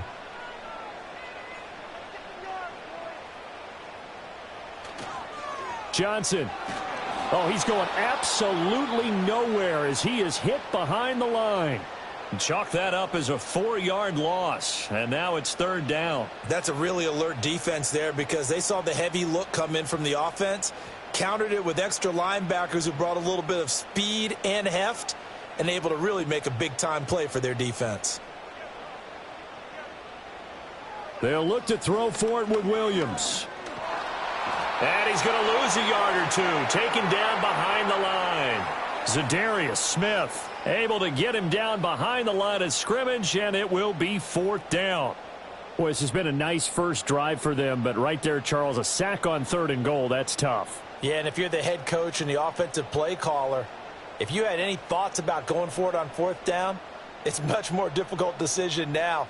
Likely kick the field goal, but if you're going to go for it, you better have the perfect play call on your sheet. So on 4th down, Cairo Santos on now for the Bears field goal. Santos' kick is up and through. So a long drive gets him down inside the 5, but ultimately they settle for just the field goal. And I have to think that if maybe they were a yard closer, that would have made their decision tougher, and I think they likely would have gone for it. But in this situation, they just decided to take the 3, and I think it was a smart move. After the made field goal, Santos back out there to kick it away.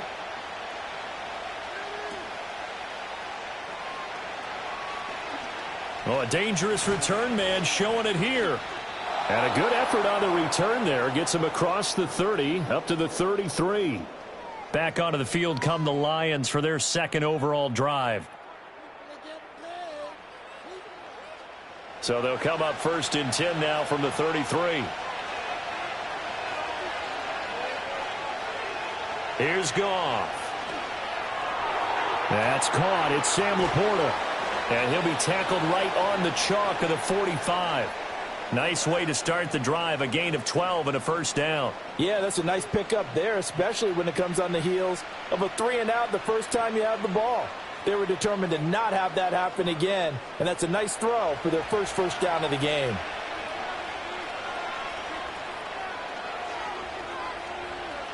From the gun, here's Goff. And that is going to be incomplete as he led him a bit too much. Just a little beyond the reach there of his receiver. That's probably one he wishes he had back. He wishes it had been 7-on-7 in practice, or maybe even routes versus air, because that's a completion he makes, 9.9 times out of 10? Just missed that one. Goff now to throw. And his throw's going to be incomplete. Well, it certainly appears that they're going to try and keep getting him the football. It's the 3rd time they've looked in his direction. Unfortunately, haven't completed one yet, but I'm not sure they're going to shy away from him. They feel like they've got something there, and they want to capitalize on it. I think you're right. We're only in the 1st quarter, so a lot of opportunities ahead. Now Goff.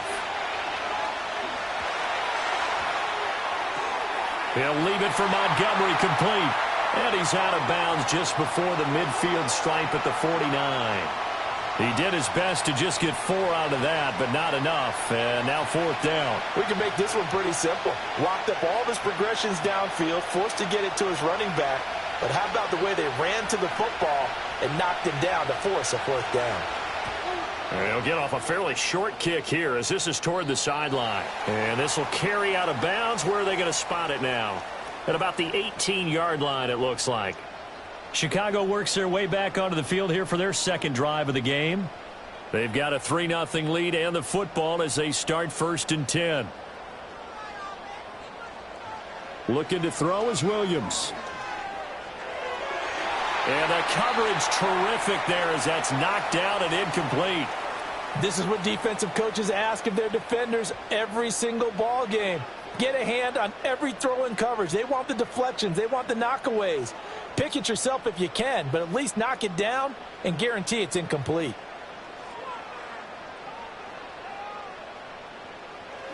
They will run straight ahead with Swift. And he'll be dropped at the 36. It's a good gain of 18 on a play that originated back at the 18. Although his reputation as a speedy runner precedes him, it's always fun to watch him work. It is eye-opening, isn't it? Because when you see him get the ball and just go, in addition to that speed, it helps out his blockers. They don't have to hold blocks for long because he's just going to speed right past them. 1st down, and they go with Swift again. And he maneuvers up the middle for 3, and it's 2nd down. They went right back to him, but he pretty much had nowhere to go on that play. Yeah, the previous carry looked pretty good. That one, maybe he was a little tired. I don't know. Yeah, maybe he should have tapped out and had a second back come in and maybe make that run. Who knows? Ball on the 39. Here's 2nd down and 7. Here's Williams. That's caught by his tight end, Gerald Everett. His first catch, good for 9 and a 1st down. When an offense reads blitz, doesn't matter where it's coming from, tight ends know that they become a big part of the passing game because they should be an easy outlet when all those extra bodies are trying to get to the quarterback. A hot route, so to speak.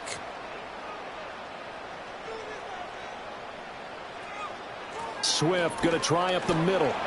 And he's going to be met at the line of scrimmage and taken down. Brian Branch from the secondary in on the tackle.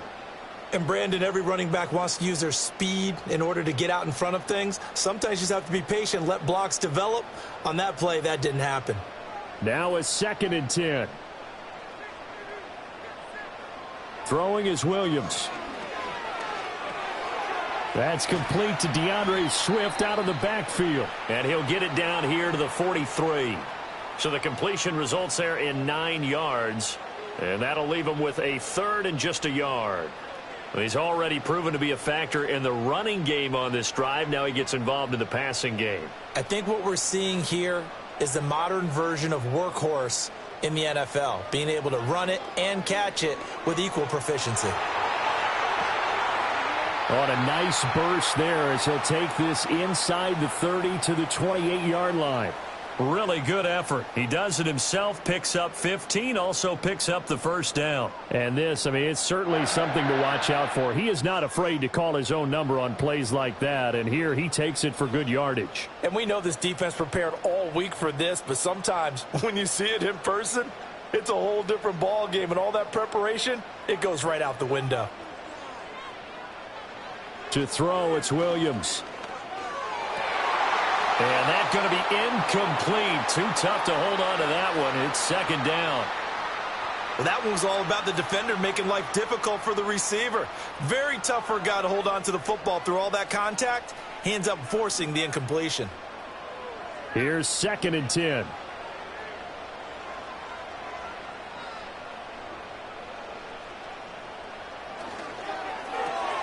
They go quickly here out to Moore. And he went backwards. He'll be down at the 30. 2 yards the loss, and now 3rd and 12. They threw the screen to the perimeter, but to no benefit at all. Tackled behind the line of scrimmage for a loss of yardage. 3rd and 12. To the air, Williams. He'll get that complete to his tight end, Kmet. That'll go for a gain of 7, and that's going to bring up a 4th down. Coaches always harp on the quarterback reading the defense and getting it to the open man. That's good recognition there, and how about what he did after the catch? Yeah, hit your tight end, let him get some rack. Yeah, when he gets moving, not many guys want to come over and put a hit on him, do they? Santos' kick is up and through, and that will make it 6-0. So scores on their first 2 possessions, but 6-0, so field goal is probably not what they were hoping for. Yeah, you're exactly right about that. Not what they were hoping for, but they should be happy that they have points on the board. It almost feels like that old slow and steady wins the race, doesn't it? In this case, though, they want to be slow and steady now, but get explosive later and put the points up on the board. And up to about the 26-yard line, just across the 25. Now the Lions offense, they get ready to head back out there. They've shown precious little here offensively thus far as they try again with a 1st down now.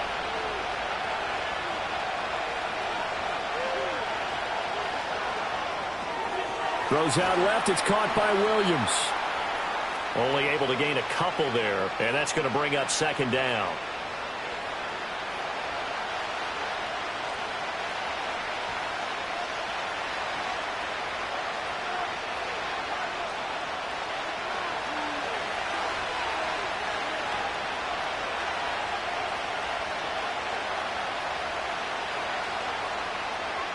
Goff now looking to throw.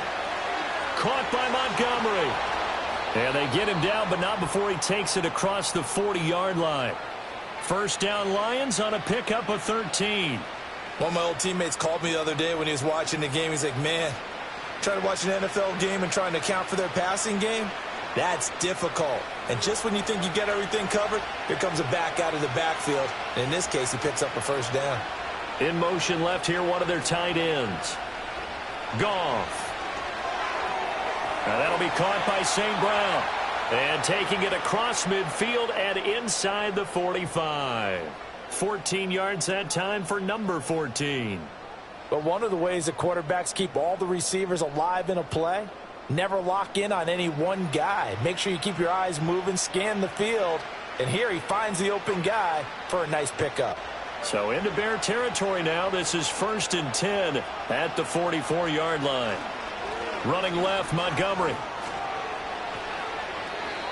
2 yards on the pickup there. It'll be 2nd and 8. They did a really nice job there defensively. They strung the play out, didn't give him a cutback lane.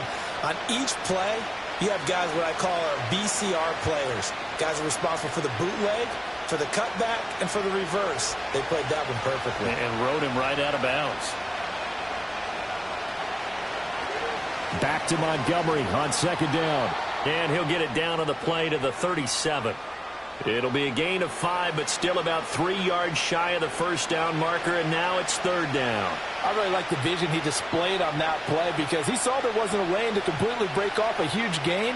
So he found where there was the most space and got what he could. A nice, dirty run that's a positive play for the offense. Now Goff. Work in the middle of the field, and he's got a man complete. And he's going to have another first down as the tackle's made here at the Bears' 27-yard line. They picked up 5 yards last time. Now they double it and get 10 here. So he turned to a trusted, familiar face in that 3rd down situation. It paid off. Yeah, you go to your veteran receiver in that spot, so you can't underestimate him when he's on the field. Defensively, make sure you know where he is because he understands how to get open in key situations. And they'll work it inside the 15-yard line before it's all said and done. Back-to-back receptions for him, and it's another first down. Well, that certainly has to feel good, and it's not all the time that the play caller should get all the credit. Sometimes I think in the huddle the quarterback just says, hey, who's going to make a play for me? I just need something right here. And the end result there, nice first down. Drive keeps moving.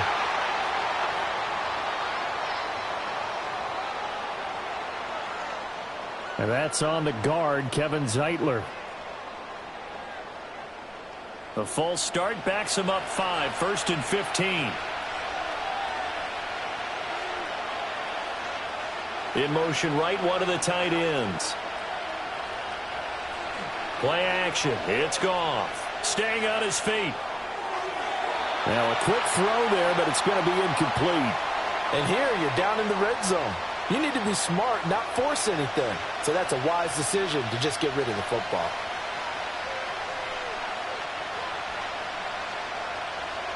So they'll come up after the incompletion for 2nd down. And they'll send the tight end in motion. Goff throwing again. He's got it to Williams. That's good. The completion there for 7 yards. And 3rd and 8 now. 6-0 our score after one.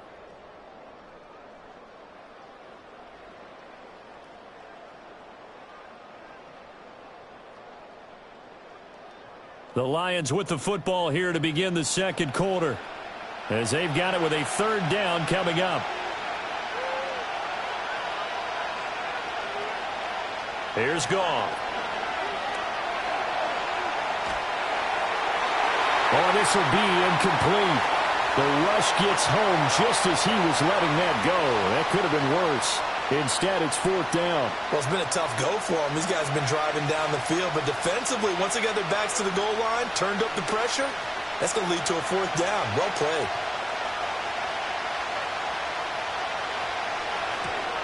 Bates' kick is good. And they are on the board, trailing now 6-3. So that kick gives them their first points of the game, CD, and it comes on the 3rd drive, but hopefully for them that's a spark that gets that offense going. Yeah, and I would say if you're the offensive play caller, as you look at your sheet, you're trying to find that part on there that unlocks bigger points. They've struggled with a few drives so far, finally got 3 out of it. How do you find the end zone? That's what he's searching for now. And he'll take it up past the 25 to the 26-yard line. The Chicago offense set to get started. And they split the uprights last time for 3. They've got the lead. They're not going to play this conservative. They're not hoping for another field goal. They're hoping for a touchdown. I'm with you on that one. I like where your head is. I like the way you're thinking because you're exactly right. Trying to sit on a lead and play that way, that doesn't work too well for most teams. Run your offense. Run what you do best. Exactly. Put it all the way down and try to increase your lead in a big way. And the best way to do it, touchdowns.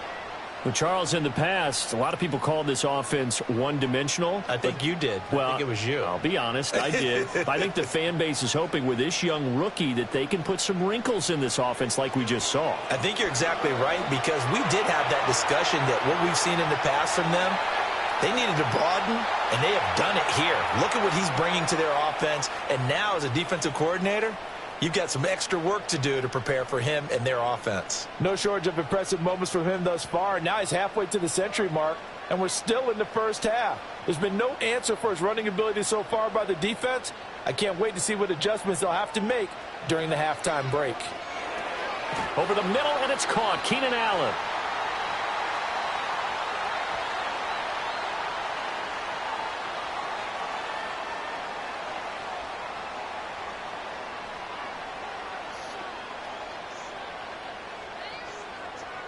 From the 41, here's 2nd and 3.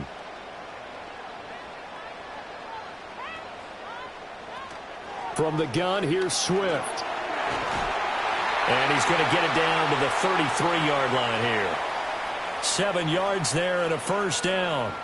Yeah, once more, strong running, excellent blocking at the point of attack. They've got a nice little drive brewing right here.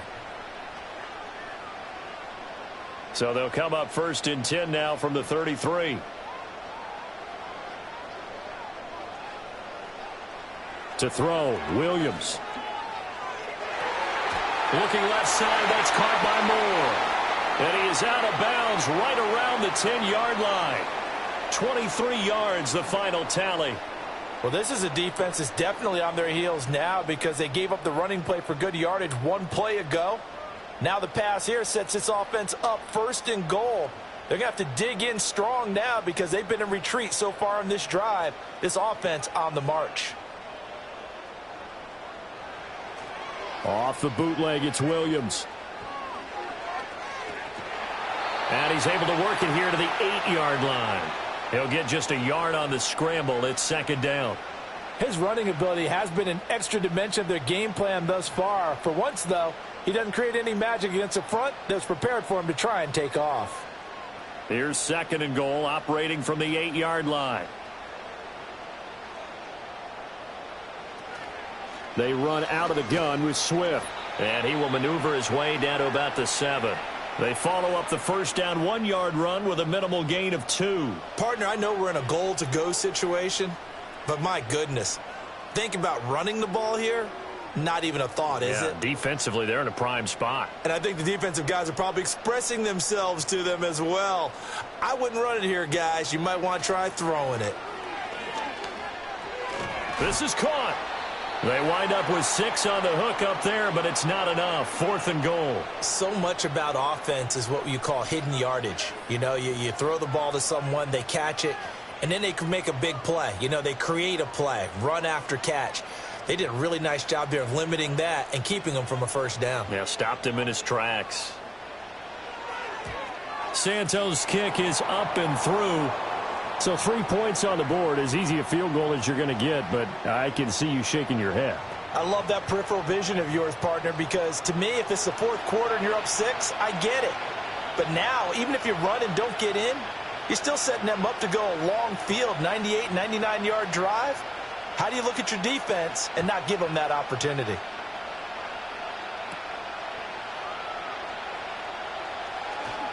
And able to take it past the 25 and up to the 28-yard line.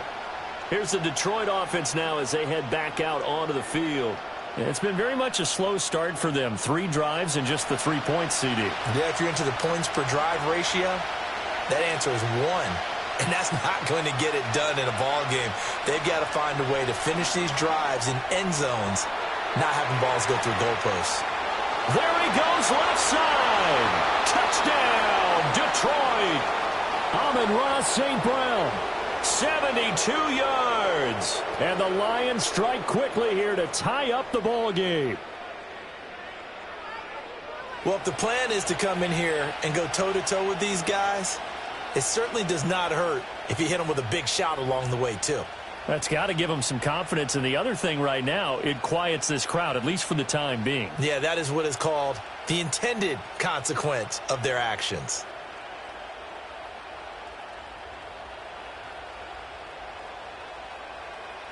Extra point attempt to follow here.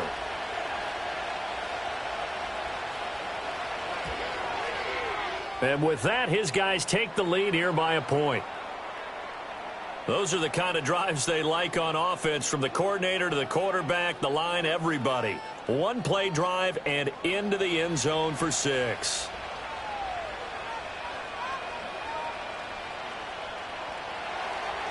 The kickoff unit is out on the field, and they will send this one away.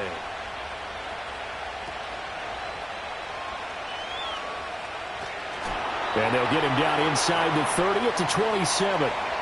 And now Chicago getting ready to go as they take the field. Their drive last time, it stalled out. They were forced to take the short field goal. And the key phrase, you nailed it, forced to, because you know coaches look at these short field goals as a last resort, right? To them, that's not how drives are supposed to end. You're supposed to put 6 on the board. That's a consolation prize, like going to the county fair. You don't get the big stuffed animal on that one, do you? No, you don't go top shelf. That's bottom shelf material. Now a 2nd and 2.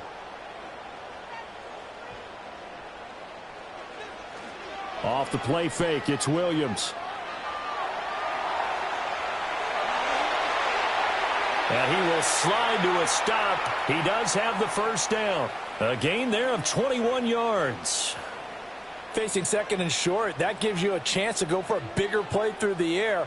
But I think he said to himself, why not just handle this one? Got all the yards he needed and then some, and made that snap a huge success.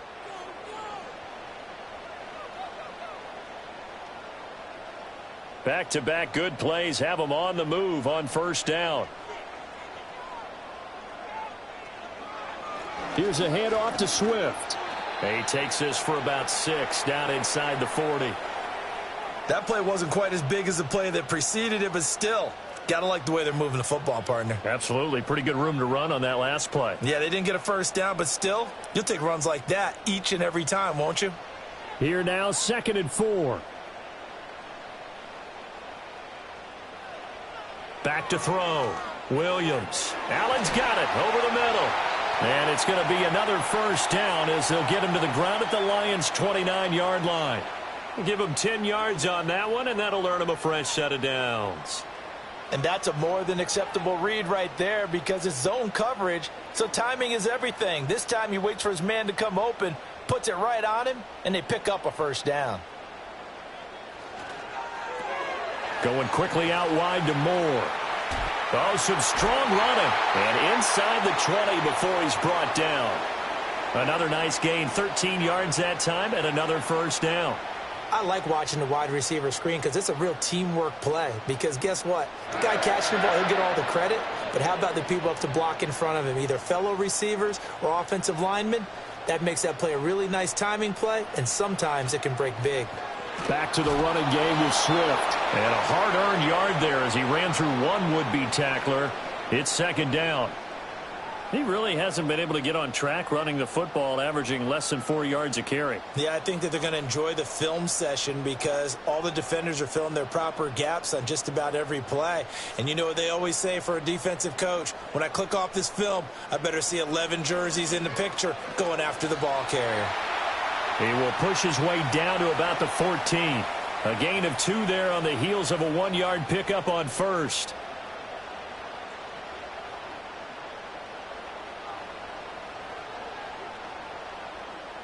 The Bears on 3rd down, 2 for 5 to this point. This is 3rd and 7. Operating from the gun, Williams. He's got his target. That's complete. And he is in. Touchdown, Chicago. Keenan Allen, a 14-yard touchdown. And the Bears are once again back in front. And that touchdown ends a streak, for lack of a better word, of 3 field goals that they put on the board previously. They finally cracked the code. Yeah, they've been down there. They've been in enemy territory, as you said. They just hadn't been able to punch it in until that point.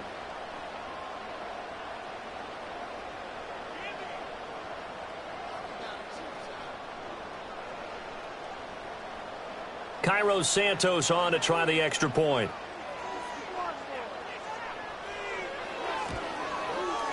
And that'll make this a 6-point game.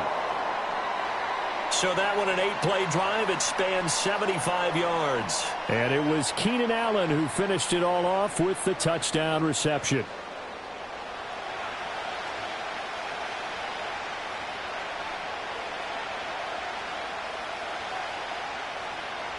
Now after the touchdown, here's Santos to kick this one away.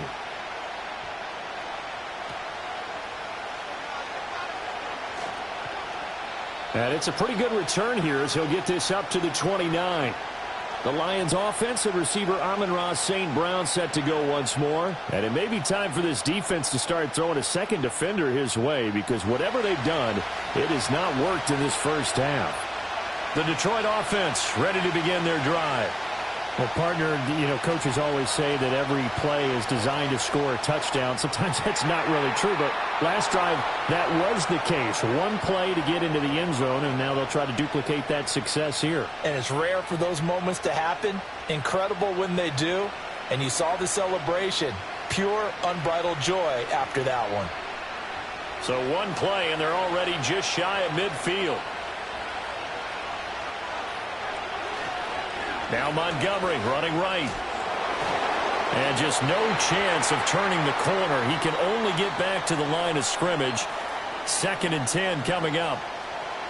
Defensively, though, they had a chance there to hit him for a loss. Couldn't get it done. Looked like someone was able to knife into the backfield, but he wasn't able to get him down. But his compatriots, they were able to grab him at the line of scrimmage and not let him get any further downfield. In motion, the tight end. Here's Goff. It's complete to Williams. And he's going to have another first down as the tackle's made here at the Bears' 38-yard line. That one goes for 13 yards, and it moves the sticks. And maybe that touchdown on the previous drive has re-energized this offense a little bit. They've been kind of sluggish until then, but they're showing signs of life here, and they get good yardage that time and a first down. Montgomery on the counter, and he still has yet to get on track in this first half as they're going to stop him behind the line. He'll lose a yard there, and it's 2nd and 11. I have a feeling they'll stay committed to running the football, especially on the early downs. They just haven't had a whole lot of success just yet. So after the loss of a yard, they'll look to push forward here on 2nd down and 11. Goff now looks to throw. And that'll be caught. It's St. Brown. And he's going to have another first down as the tackle's made here at the Bears' 17-yard line. Last play, they got stuffed at the line. Different story here, over 20 yards. In this weather, any big play in the passing game, that's just a bonus, right? It certainly is, but oftentimes offenses think inclement weather plays to their advantage because you know where you're going on offense. Defenders have to react, and they often slip. They'll try the middle with Montgomery. And he's brought down just outside of the 10 at the 11. 5 yards is the tally on first down. That brings up 2nd and 5. Even though they gave up more than they wanted to on that play, it actually illustrates how well they bottled him up throughout the game because that was his longest run of this contest. Here's a 2nd and 5.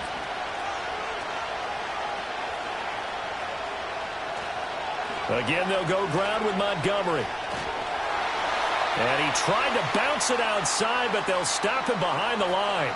A loss on that play, and now 3rd down gets tougher. 3rd and 6. This defense has really flown around in the first half. They've gotten to the ball carrier before they can really get started. Offense got to come up with something else in order to try and get this running game going. A shotgun snap for Goff. Pass taken in by his big tight end. And the Lions are going to have 1st and goal as they try to finish off this drive with 6 points. A field goal helps, but a touchdown gets you the lead. That had to be the message transmitted in the huddle. And they delivered there as that throw is going to keep the drive alive. And even better than that, set them up with a 1st and goal. From the gun, here's Goff. And he is going to go down. Back at the 11-yard line. DeMarcus Walker. He's the one that got home and takes him down for a loss of 9. Well, if you're going to throw the ball on 1st and goal from the 2, the worst thing that should result is an incompletion for you offensively. But, Brandon, this is a different type of football. Back in my day, 1st and goal from the 2, a lot of big people with big neck rolls, they were on the field trying to ram it into the end zone.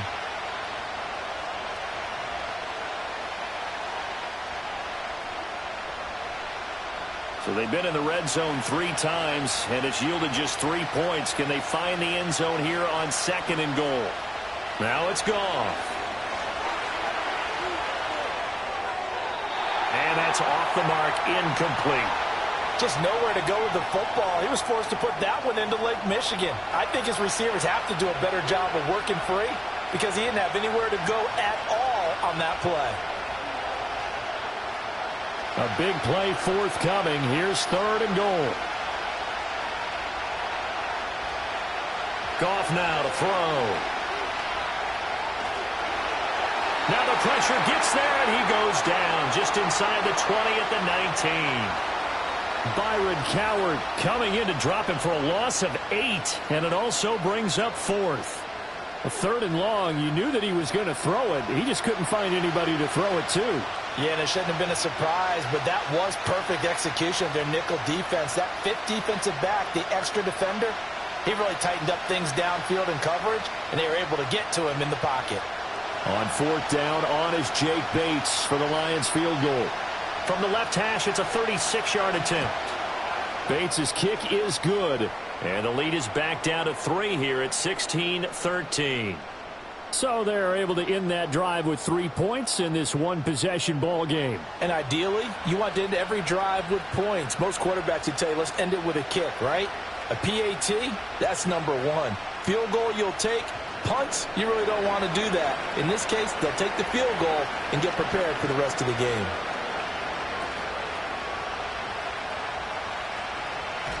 And he takes this near the 25. Just a little pass there. Call it the 26. The Bears offense and Caleb Williams set to go to work once more. And he's done everything you could have asked for coming in. He's spread it around. He hasn't taken many chances. And he's potentially on his way to a big game throwing the football.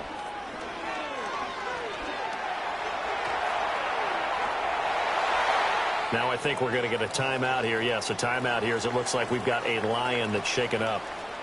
While they come out and take a look at him, we will step aside for just a moment.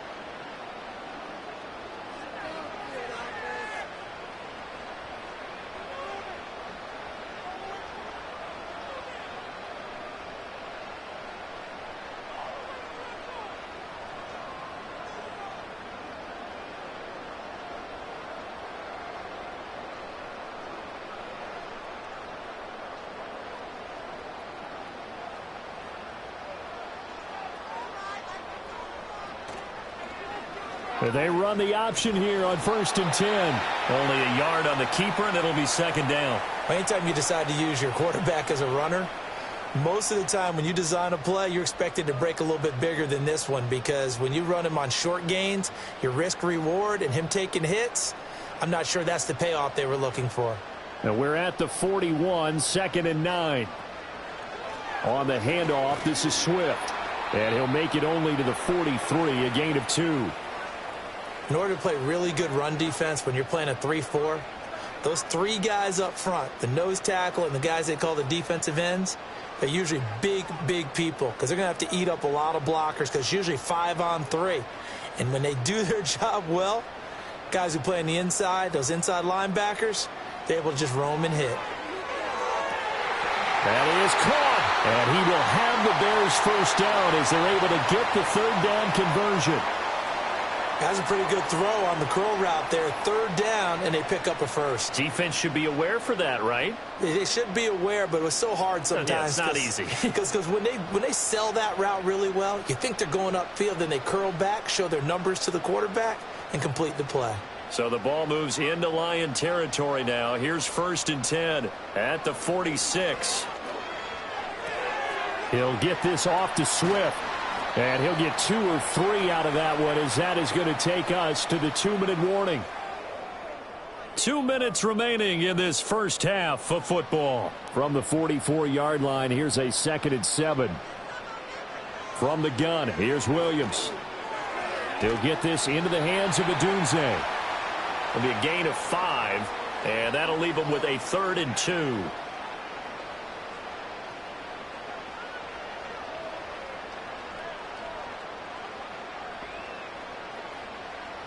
They'll come to the line, needing only 2 yards to gain the first here. To the air once more, Williams. Able to find the open man. That's complete. And he will have the Bears first down. It's a gain of 6 that time on 3rd and 2. Got to say, I was a little surprised to see him, Charles, come out in the shotgun on 3rd and less than a yard. Yeah, but the way the NFL is nowadays, we hardly ever see anyone really run for it on short yardage. So they're going to throw the football more times than not. That was a nice, easy rhythm throw right there, and they pick up the first down. Flush to his right, and he can't get rid of it. He's taken down. Aiden Hutchinson. Credit him with a sack as he buries him for a loss of 10. Well, many times when you talk about mobile quarterbacks, you get the sense that they feel like they can get out of any bad situation. They keep moving around and trying to emulate guys like the Scrambler or the Dodger. Instead, they keep losing yardage and digging themselves a hole that they can't get out of. Now the Bears going to call the first of their timeouts as they'll stop it with just over a minute to go before halftime.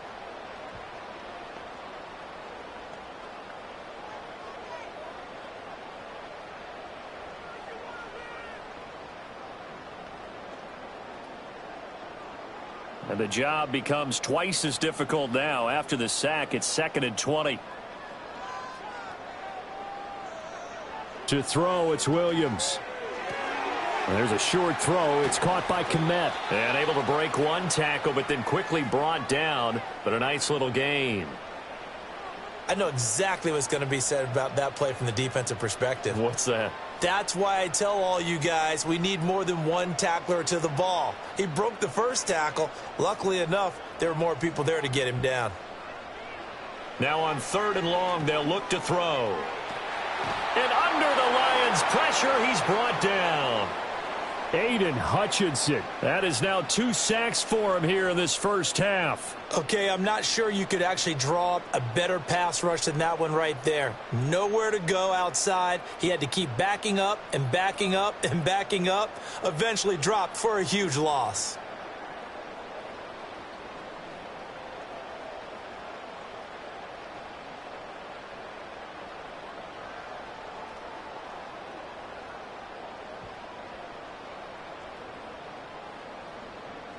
Here comes the Bears punter now.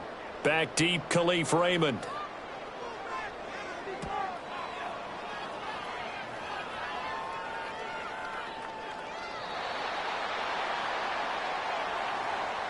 So we've hit halftime. Just a field goal separating these two teams at the break.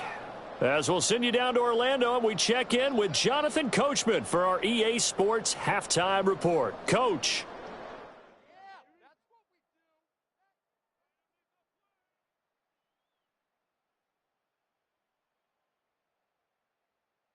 In the first half, it was the man from USC, Caleb Williams, who put on a solid performance. He connected on a touchdown pass in that first half, and that's a big part of why his guys lead at the break. Okay, Coach, yeah, adjustments likely going to play a big role in this third quarter in what's been a tight contest so far. The lake effect snow set to continue for the second half of action as we are back underway. And a decent return out to the 27-yard line. This offense headed back out, captained, of course, by their quarterback. And he's been a nightmare to scheme against throughout this one. This defense has been totally taken apart, and that is borne out in his numbers. He's been terrific all game long. Throwing is Williams. He'll find Swift out of the backfield. And he will lose yardage and be backed up to the 24.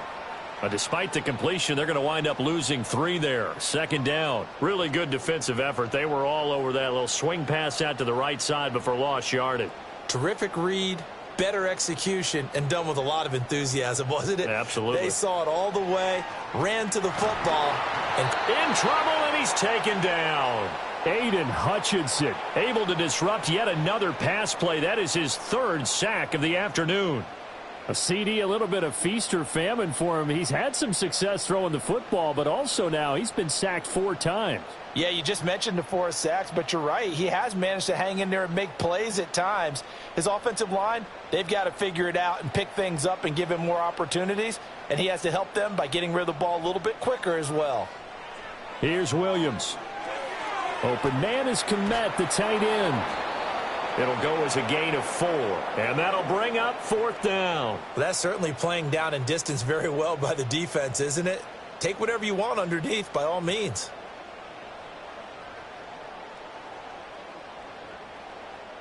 Here comes the Bears punter now. As the drive goes backwards, so he's on to punt it away.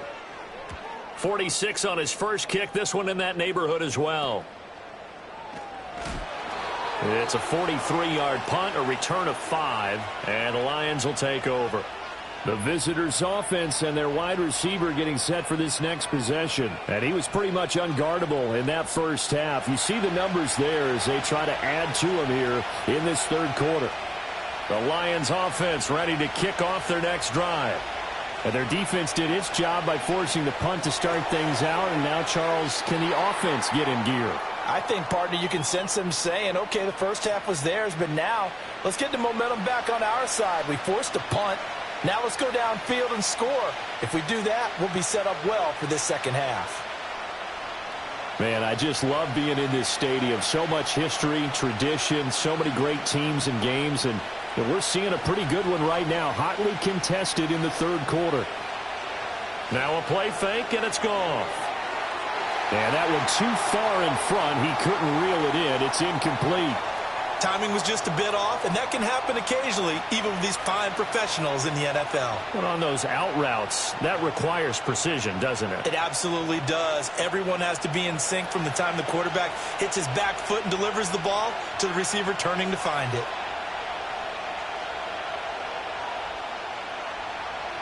St. Brown in motion right. Here's Goff.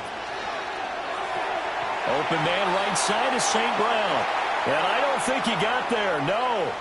He's short by maybe a foot, maybe. Call it 4th and inches.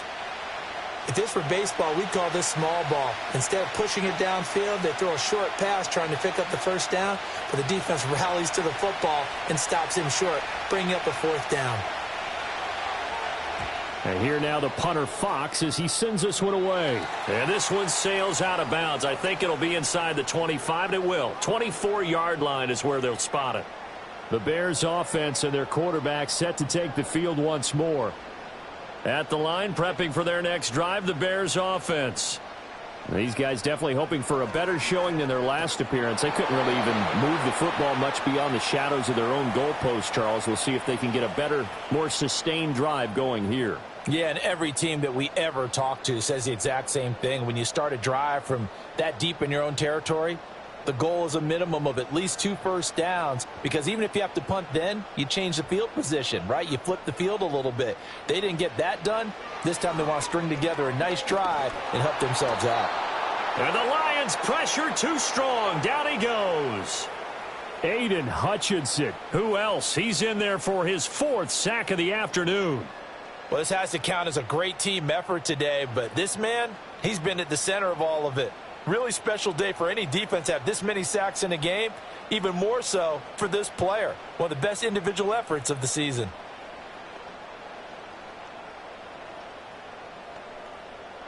A tough spot here, 3rd and 15. To the air, Williams.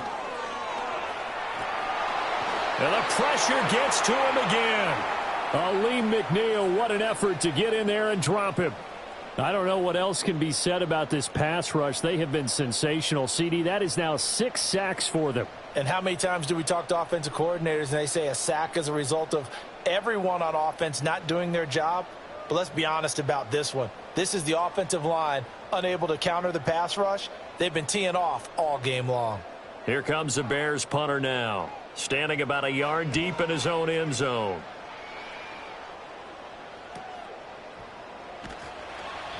We'll call that a 49-yard punt with a return of just 2. And it will be 1st and 10 as they take over.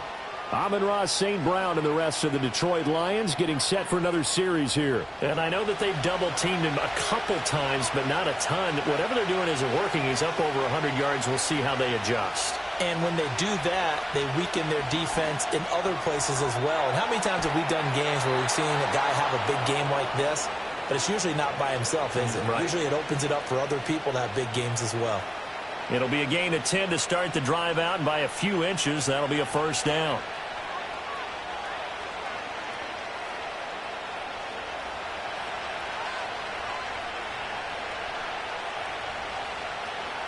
Now Goff.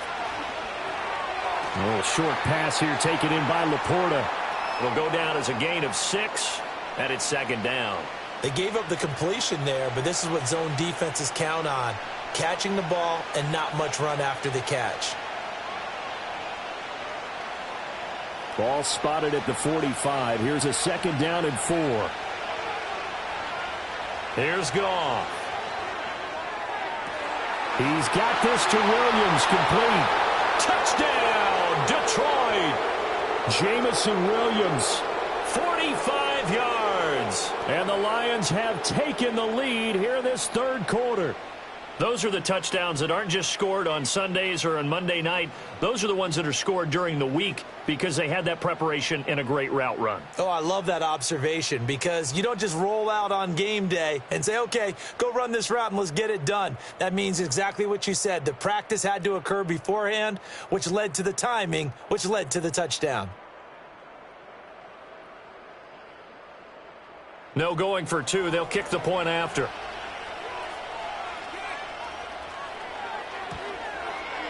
And that will make this a 4-point game. Scoring summary, 3-play drive. And it was Jamison Williams wrapping things up with a touchdown.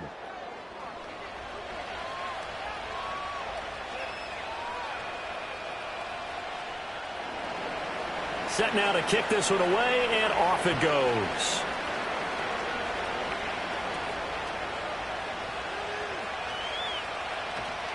And he'll be stopped up at the 25. The Chicago offense set to get started. And right now these guys, they're shuffling a little bit, maybe doubting, because 3 straight drives have ended with them punting the football away. Yeah, so you start pointing fingers at each other a little bit, asking a lot of questions. What are you seeing? What are you getting? Maybe trying to narrow down your playbook a little bit and maybe get simpler rather than more complex in order to try and fashion together a drive. That stop made by Jack Campbell. Offense looked a little bit discouraged after that play, shaking their heads a bit, looking at each other. I think they thought they'd get a lot more out of that call. Sometimes you do get the running lane you want. And other times, the defensive front, they just break up the play before it can get going. On 2nd down, here's the option. Williams loses the football. And he'll get a couple up to the 29. We always hear a lot of veterans on the defensive side of the football. They talk about smelling blood in the water, putting pressure on a rookie. They got to him there to force it free, but couldn't recover it. And you mentioned the pressure. Rookie quarterback, you're going to bring more pressure at him at all times because you don't know how he's going to hold up. He was fortunate there. Luck was on his side, able to recover. And he will not make it back to the line of scrimmage as he's going to be taken down.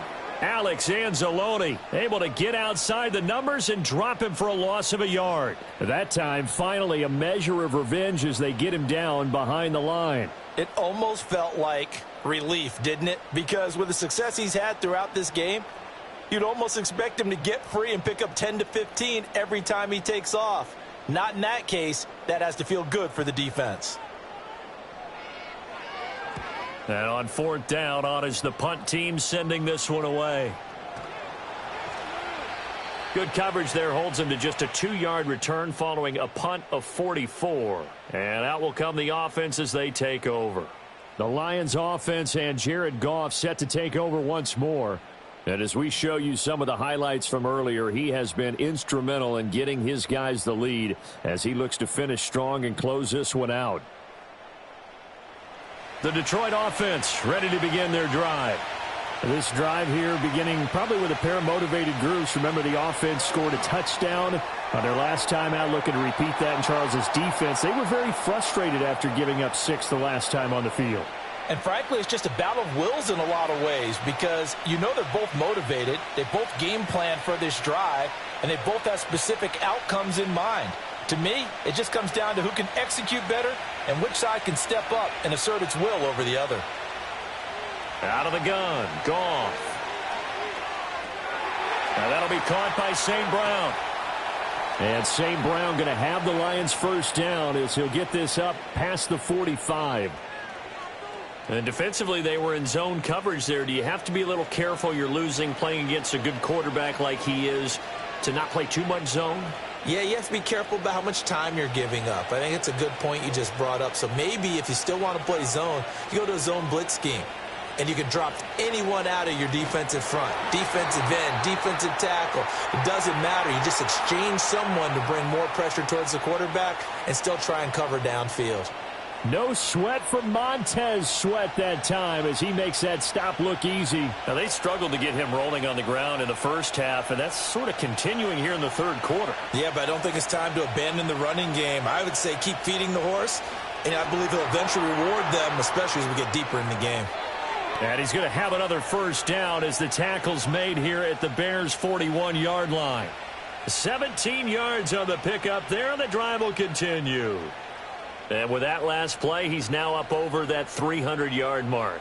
And in today's NFL, it almost feels routine. And I hate that when you talk about a 300-yard passing game. To me, 300 yards still signifies excellence, and he's achieved that in this performance.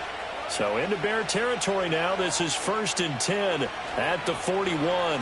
Going up the gut, Montgomery. And he'll take this ahead for about 4. Second down coming up.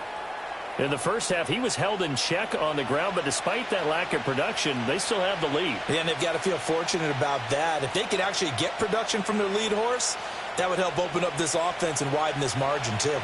From the 37, they work on 2nd and 6. In motion right, that's Williams. To throw is Goff. And he's got his man in stride, complete. And St. Brown going to have the Lions first down as he'll get the ball down inside the 30. It's a 9-yard gain, and it'll keep the drive moving. I think that's a big pickup for a first down because when you run a drag route against zone, you're sometimes asking for trouble because you might run into a defender. Yeah, well, there they ran into a first down, executed it to perfection. First down, here's the run with Montgomery. Stopped at the 24-yard line after a gain of 5. Looks to me like maybe there's a little attrition setting in with this drive because when you see that type of a run, I get the feeling the defense getting a little bit tired. And that's the last thing they need, especially when they look up at the scoreboard. Now 2nd and 5.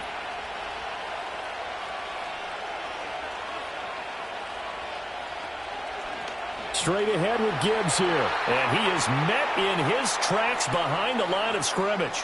Now they're going to be dealing with a 3rd and 7. Is that one officially a loss of 1? Sometimes I think these defensive tackles get a little bit of a bum rap. We just see them as big guys that eat up blockers for others to make tackles. Oftentimes they're quicker than they get credit for. And this time he uses quickness to make a play. From the gun on 3rd down, Goff. He's got his target. That's complete. And he gets it inside the 10 to the 9. They're able to convert on 3rd down, and that sets up a 1st and goal. Now, I'll tell you what, this offense is playing a little bit of keep away right now. They've come out here in the 3rd quarter, possessed the ball for quite a while, and they keep on converting. Nice pitch and catch there to set up the 1st and goal.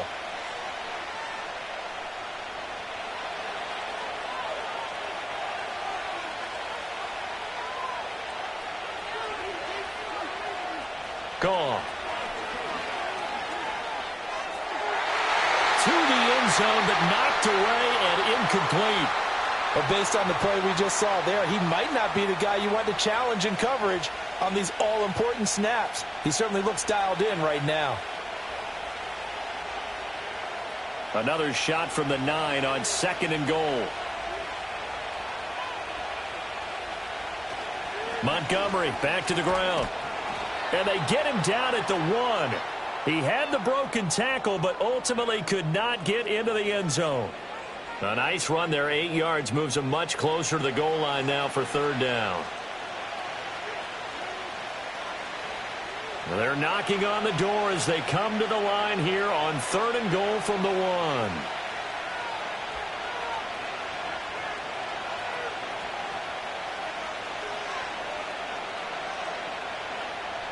Here's Goff. To the end zone, but it's incomplete. As expected, he's gone to him several times in this game, but that's the first time one has slipped from his grasp. I'll bet he goes back to him, though. He's an excellent player. The offense is staying out there. Here we go on 4th and goal from the 1. Running for it, Montgomery. And he's not going to get in. They stop him at the 1. So Montgomery denied on 4th and goal. And the Chicago defense able to come up with a goal line stand. Partner, when you see a running play stop short like that, you just know that the defensive front, they won the battle of leverage and created the push back into the opposing backfield. And for the offensive coordinator, whether you had 1 yard to go or 20 yards to go on 4th down, now you're probably saying, oh, maybe I should have passed it, right? Yeah, hindsight is always 20/20.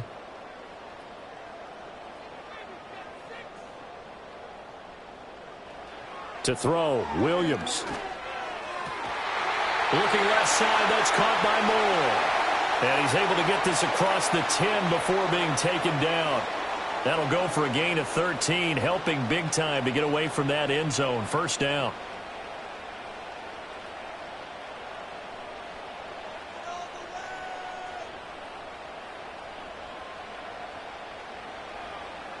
Looking to throw is Williams. He'll look middle here and get it to Odunze. This will be stopped about 2 yards shy of the marker. 8-yard gain, 2nd and 2.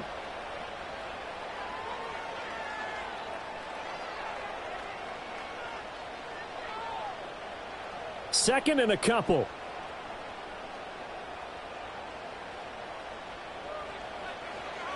Running is Swift. Oh, a nifty juke there. Not much fun for a guy trying to tackle him. And the reinforcements come in as they're going to stop him behind the line. It'll be a loss of a couple on the play, so now 3rd down coming up. Part of the thinking when you bring in extra tight ends, you're hoping that each of your guys gets those one-on-one blocks and creates a crease for your runner. You know what the converse is, though? You've got to win those one-on-one blocks, and when you don't, that's the result you end up with.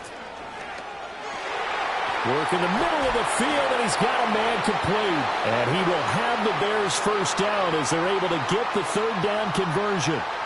Well, this is where reading defenses and practice time comes into play. You've got to know what you're running versus zone versus man and how to run the proper route. And they just executed that one pretty well.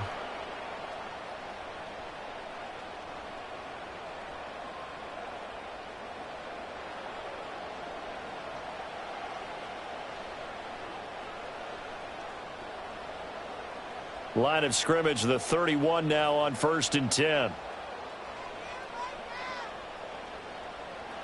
Looking to throw. Williams. He'll get that complete to his tight end, Kmet. And he'll be taken down, but not before they work it across midfield. The end result, 21 yards. I love the drive they're working on here because they know they can take the lead with a touchdown. And so far on this drive, so good. They've moved the ball down the field with very little resistance defensively, but they better be prepared for some adjustments to come their way now. On 1st and 10, it's Swift. And he's able to break through one tackle, but it slowed him down enough that he could only manage getting back to the line of scrimmage. 3-4 defense, usually here you'll see the linebackers come up make those plays, but the nose tackle also vital. That was so vital because what you just pointed out, normally he eats up blockers that allows the linebackers to get to the ball carrier. In this case, he did his job and then some, and there was no gain at all for the runner. Looking left side, and he's got a man. That's Moore. And they do finally get him, but he makes it all the way to the 6. A huge play there for Chicago. 42 yards. And the offense is saying to itself right now, if only they were all this easy, because he was wide open. And once he made the catch, plenty of room to work his way downfield. That was a breakdown on the defensive side of the ball, one that they want to fix immediately. Now a chance to make that big play really hurt. It's 1st and goal just outside the 5. And that will be caught, but out of the end zone, says the field judge. It's ruled incomplete. I know every offense wants to start their snaps closer to the goal line, but it's actually harder to throw the ball in those situations. You throw into that tight coverage, you see what happens. Hard to get the ball in there. Not enough space there. Lucky maybe that it wasn't intercepted. They will run straight ahead with Swift. And he gets halfway there from the 6 to the 3 on a gain of 3. Well, they certainly had success throwing the ball on this drive, and not as much running it as we just saw once again on that last play. Stopped after a very short gain. But I wouldn't abandon the run totally, because otherwise, pass rushers just tee off on your quarterback. Makes it very, very difficult for him in that situation.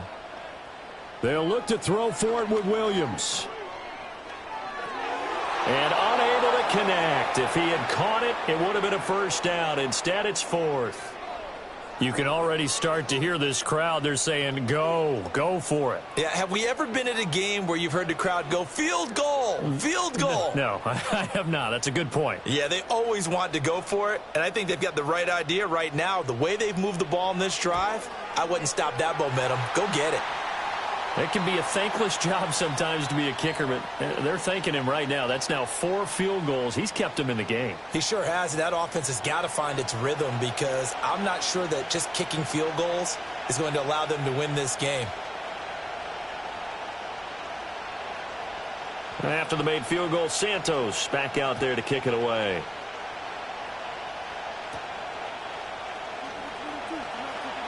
Well, now how about this return? And a good return, able to get out across the 35 to the 36. The Lions offense ready to kick off their next drive. And they've got the lead here getting late into the 3rd quarter. And the passing game for them, it's been terrific. We've seen that, but the rushing game almost non-existent. And with the lead and trying to finish this game off, they need the running game to come back to life. They need to get sparked that way, take some time off the clock, and keep the ball away from their opponents. That's on the tackle, Penei Sewell. And they're not going to get to the line to run another play. So we will switch ends as the 3rd quarter has come to a close. We'll return with more after this. You're watching the NFL on EA Sports.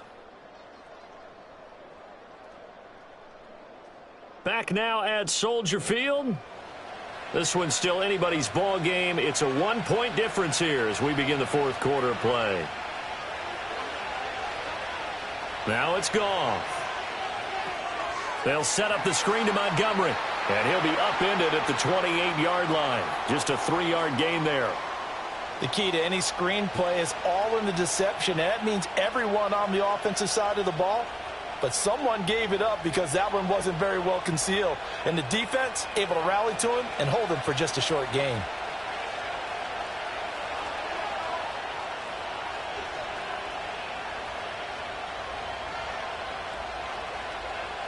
Now Goff. And that's hauled in by St. Brown over the middle. And down right around the 32-yard line, 4 yards on the pickup. When you see zone defense and you know you've got a drag route on as your primary call, you've got to be really careful as a passer about how far you let your guy go, because he might wander into some tough coverage. The Lions on 3rd down. They've converted a third of their opportunities, 3 for 9. This is 3rd and 14. Pass taken in by his big tight end. And he has a big gain inside the 40 before being dropped. Able to convert on 3rd and 14. A terrific play call. Oftentimes now offenses aren't nearly as precise as days gone by. They just tell receivers, find an open patch of grass and let the quarterback find you. And that's exactly what they did on that play. First with the pass through the air. Nice chunk of yardage there. And then additional pickup with his legs after the catch.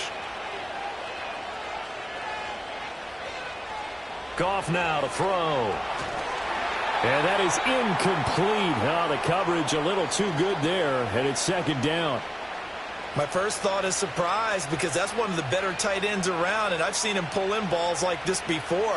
But how about a little credit to the defense forcing that incompletion? 2nd and 10.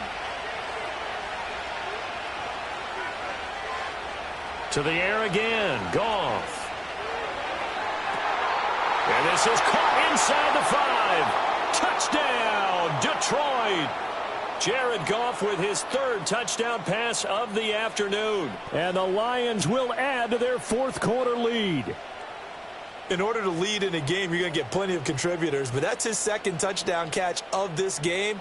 He's one of the key guys in this one. And you better believe he'll be looking for the hat trick here as this one continues to go.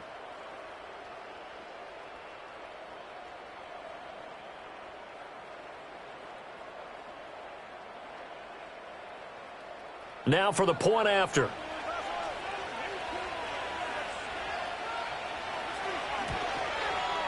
And with that, the lead is up to 8. That time, 75-yard drive, 5 plays. And it's capped off by a touchdown for the Lions.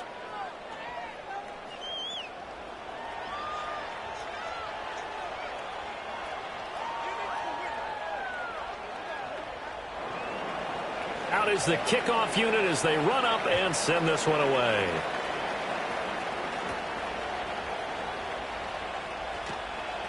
And he's up across the 25 and down at the 28.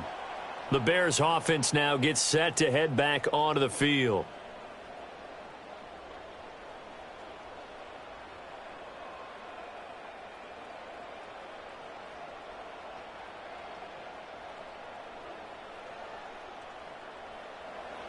The Bears offense ready to go for their next drive.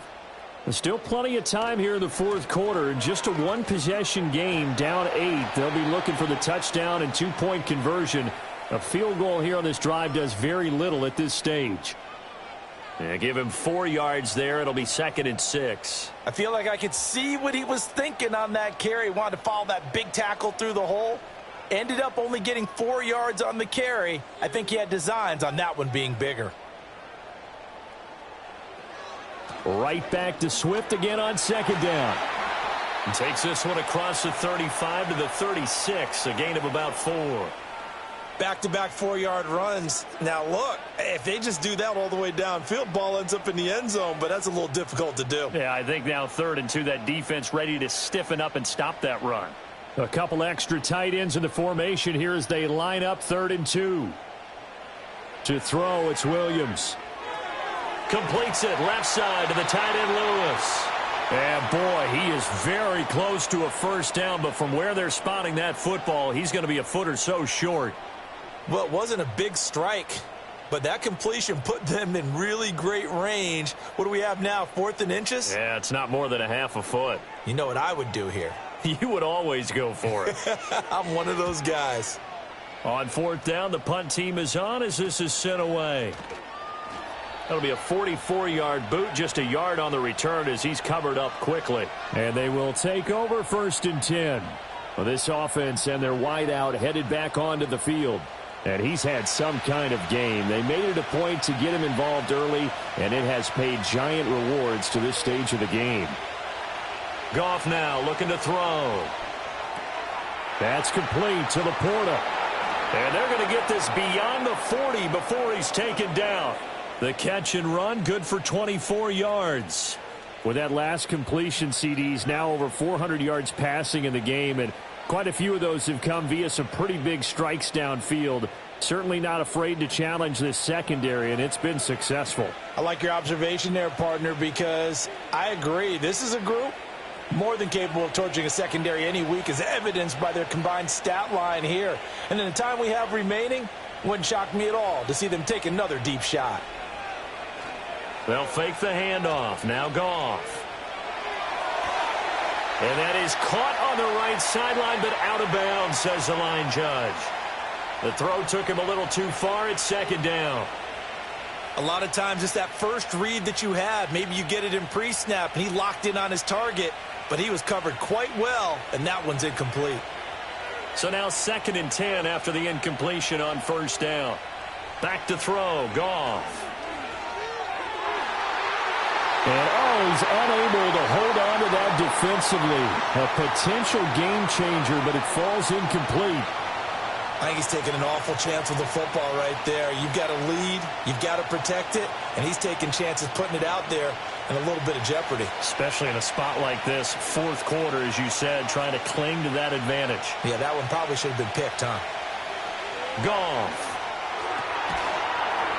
And that's going to be incomplete. The coverage too good there. The contact popped the ball free, and it's 4th down. Critical play in this football game, because if they pick up the first there, that clock keeps rolling. Has to be a little frustrating for them because they know that if they pick up a first down there and continue to eat away at the clock, really increases their chances of closing this one out. Now they're likely going to have to give the football up and sweat it out on the sideline. Here comes Webster. 39 yards on the punt, give him just 1 yard on the return. And the Bears take over. The home team's offense and their quarterback ready to go once more.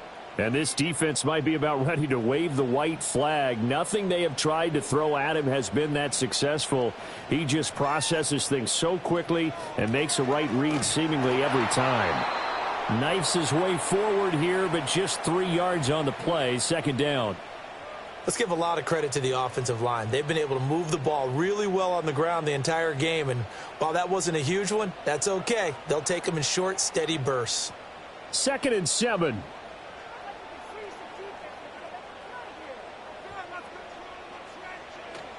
They'll go play action here with Williams. And to the right side here, it's Allen. And he'll get this up to the 34-yard line. 7 catches for him now, and this last one, a first down. And that's a much-needed first down right there. Look, they're down by 8, so logic says they don't have to get a touchdown out of this drive. But the way things are going, I don't know if I'd put it in the hands of my defense here. You might not get the ball back at all. So if a 4th down situation comes up, I'm thinking hard about going for it right here and right now. Oh, he's got some breathing room. And he'll have it past midfield almost to the 40 before being taken down. 84 yards rushing for him now as he has been tremendous all day long. Another carry for their leader and a good one. It's crunch time. They'll need him to continue to be productive in both the run and passing game in order for them to try and snatch a victory. So the ball moves into Lion territory now. Here's 1st and 10 at the 42-yard line. They'll stay on the ground with Swift. Evades the tackler, and now some space. And he takes this one in for a Bears touchdown. DeAndre Swift. 42 yards. And the Bears have a chance to tie things up as they trail by 2 here in the 4th. So part 1 of what they needed is done. They get in the end zone. Now you have to imagine we'll see a try for 2. And that's what the book says, but defensively, they can't hang their head right here. They still got a chance to come out with the lead if they make a play.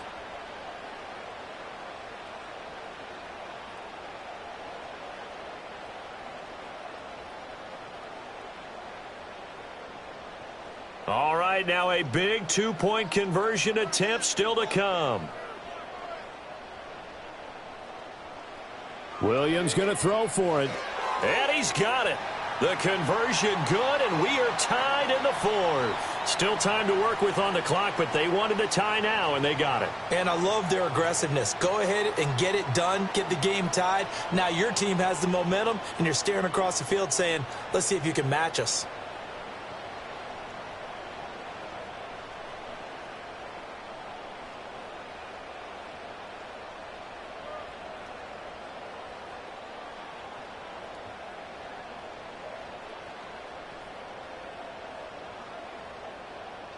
Now this one setting up for a great finish. All tied in the 4th as the kick's away. And he brings us out past the 20 to the 24. So now out comes this offense led by their quarterback as they take over once more. And you get a look at the numbers, they don't even tell the whole story. This has been a tremendous performance to this point. The Detroit offense ready to begin their drive. Well, they just gave up the score to tie it. That's the bad news. The good news, plenty of time in this fourth quarter to try to grab that lead back. And his play caller does a nice job of giving him an easy throw to start this drive, and he takes advantage of it. The completion sets up a manageable second down. Just need a yard here. 2nd and 1.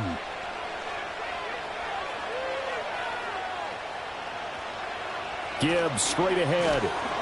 And he'll be taken down right around the 34 after a pickup of only a yard. Pretty good job defensively. Thought he was going to get it, but they knew where that marker was, and they stopped him just short of it. What it does is emphasize that strategic football and situational football is not just played on the offensive side, is it? Defense understanding, as you noted, where the first down marker was and making sure they didn't get there. Back to the ground, this time Montgomery. Ooh, with a juke. Tough sledding. They lose a yard there on 3rd. He continues to struggle to find a crease to break off a big one and might need to just put that aside and just try and ram his way forward and get what he can.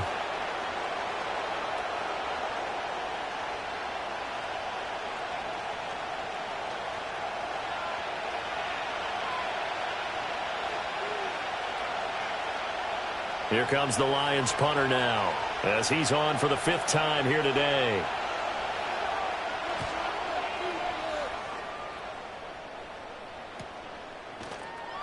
.42 yards on the punt, just 2 on the return. The home team's offense and running back DeAndre Swift headed back onto the field. And as we take a look at some of the highlights, we see just how impactful he's been. He and his quarterback have such a great chemistry together, and it's been on full display throughout the contest. At the line, prepping for their next drive, the Bears offense. Excellent job by their defense to force the punt and provide them with this opportunity, all tied in the 4th quarter. Credit him with a 1-yard gain there to make it 2nd and 9. Absolutely love the effort there. The ability to flow from his inside spot and stop that one at the line of scrimmage. Nice linebacker play. Still 9 yards to go on 2nd down from the 27. They'll fake the give. Now Williams. And he will slide to a stop. He does have the first down. And give him 17 yards that time as that'll move the chains. These are running back numbers that he's accumulating right now. Received double-digit carries and has rewarded them by breaking the century mark in rushing, in addition to what he's done through the air. Definitely MVP caliber football we're witnessing. From the gun, here's Swift. And a good burst there gets him 7 up to midfield. Well, no matter how they phrase it, staying on schedule, staying ahead of the sticks, whatever you want to call it, 7 yards on first down, that fits the bill. 2nd down and 3.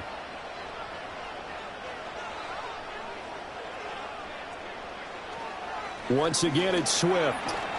He'll be taken down at the 48 for a pickup of 2 yards. So where'd all that running room that he had in the first half go? Because it looks like it's drying up a little bit here. Someone made some adjustments, it appears, at least on this drive.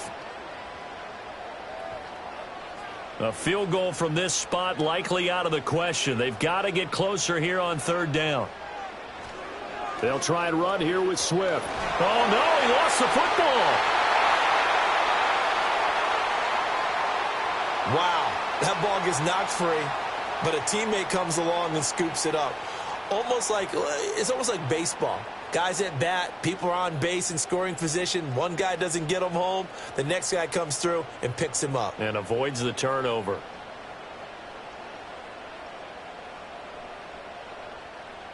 Tie game, 4th quarter, and they're going for this thing on 4th down. They'll go. Here's Williams. And this is caught. He hits more. And he'll be taken down, but he does have first down yardage. They're able to keep the drive alive, 7 yards that time, and the decision to go for it proves to be a good one. I'll tell you, far from ideal conditions to play in, but neither offense has had much trouble. Plenty of points to go around. 1st and 10. Looking for the out route, and he's got more. And he takes this just a few yards shy of the red zone before going out. They call it a gain of 19, and it moves the chains. And partner, in a tie game in the 4th quarter, you and I both know in the NFL, that's when you lean on your stars, and he came through with a nice catch right there. Back to the running game with Swift. And he's tackled a yard short of the marker. Good gain of 9 on 1st down. This has been an up and down, back and forth type of a game, hasn't it? Maybe this long drive could take a little bit of the wind out of their sails, kind of settle things down a little bit. 2nd down and a little more than a yard here.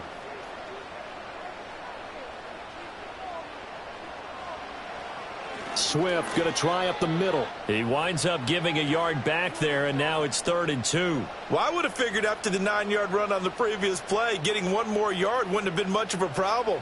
But apparently it was, and now it's 3rd down. 3rd and 2.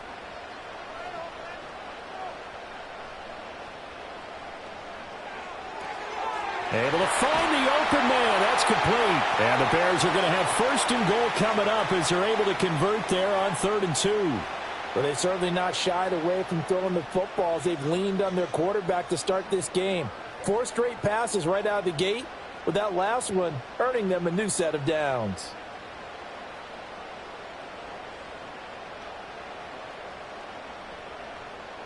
A field goal could get them the lead, but it might not be enough here as they come up on 1st and goal.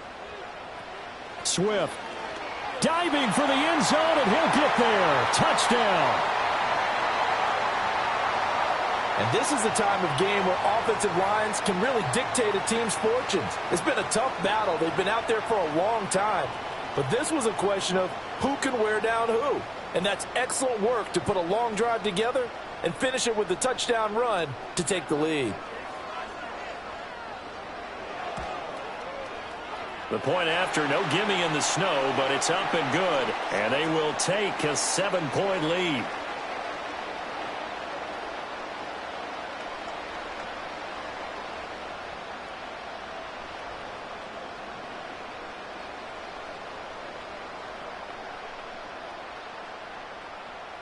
Now, after the touchdown, here's Santos to kick this one away.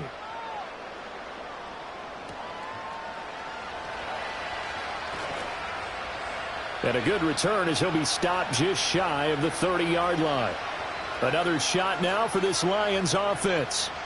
And now, after the touchdown a moment ago, they work from behind in a 7-point game in this 4th quarter.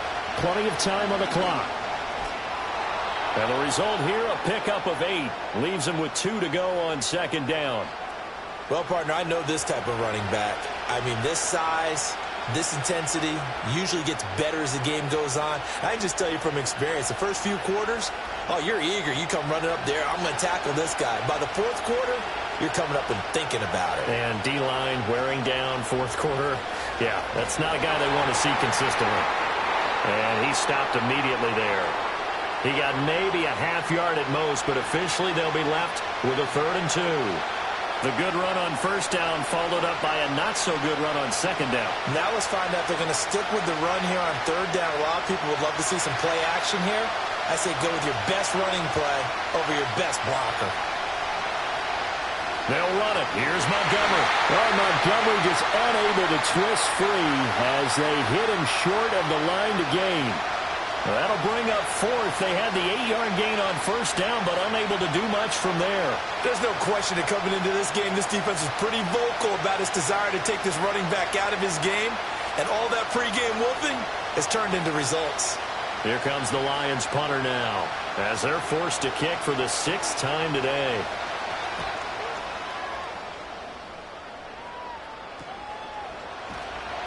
It's a 46-yard punt, 2 on the return.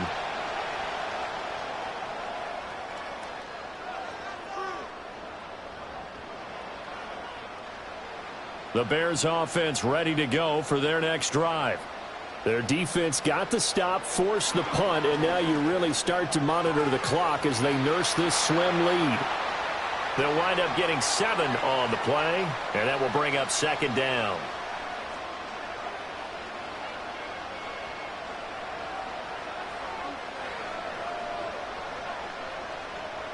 Coming up to the line, and they will need to run another play here before the 2-minute warning.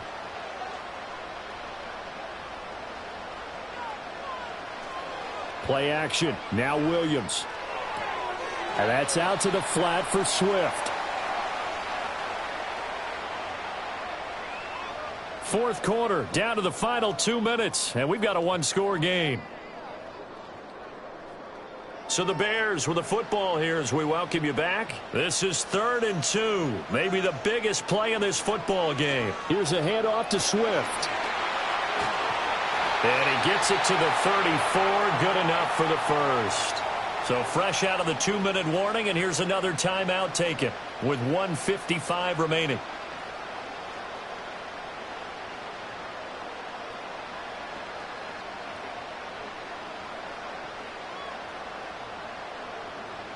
Not totally home free yet, but it's looking good as they come up 1st and 10. They'll run right here with Swift. And I think this defense knew what was coming as he is smothered behind the line.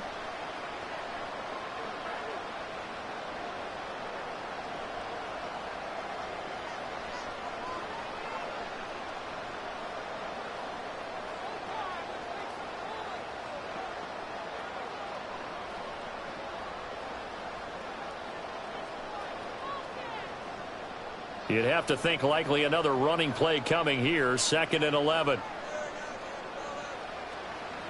They run out of the gun with Swift. And the Lions quickly now going to use the last of their timeouts as they'll head to the sideline and talk over what to do next.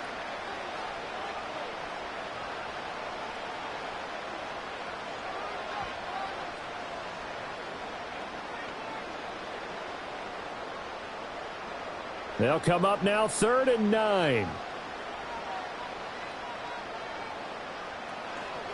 On the handoff, this is Swift.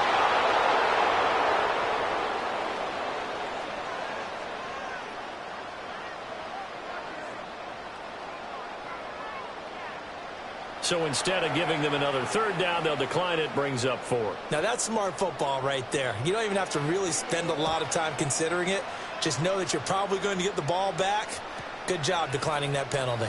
Call that a 45-yard punt, just 2 yards there on the return. So here's Goff and the Lions. Down by 7, 1:38 to go. They need a touchdown to the PAT to tie it as they come up 1st and 10. Goff now to throw. That's to the tight end, Laporta. And he's got it past the 30 before he's hit and dropped.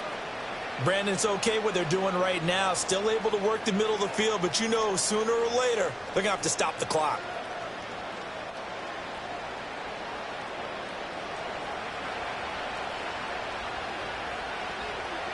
Now it's Goff.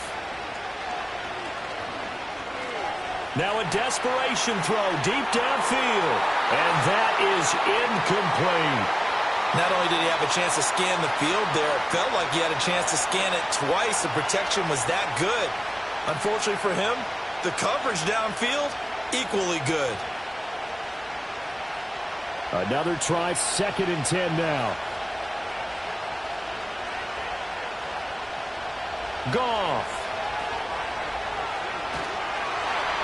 Short game, last 2 plays. Who do you think's excited about that? Absolutely. This defense, they're saying go right ahead with those.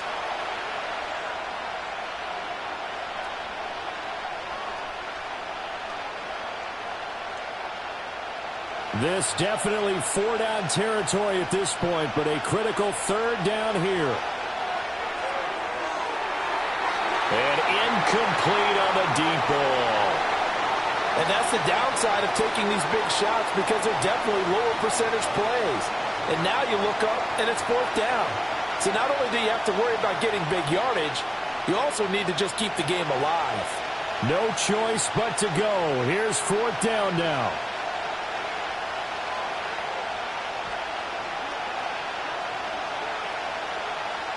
They go ahead and snap it. Goff. He's going to let it fly.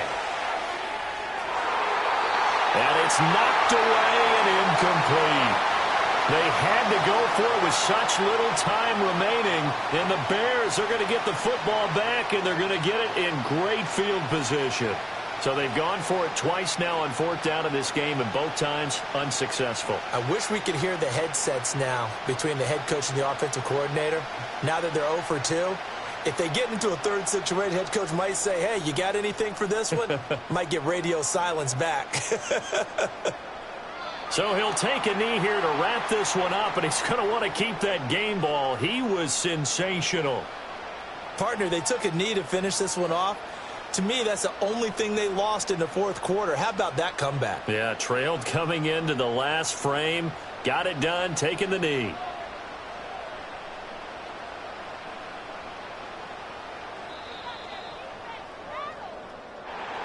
So no shortage of offense in this game, but a very clean game too, Charles. Each side got its points, but they did so without committing a single turnover.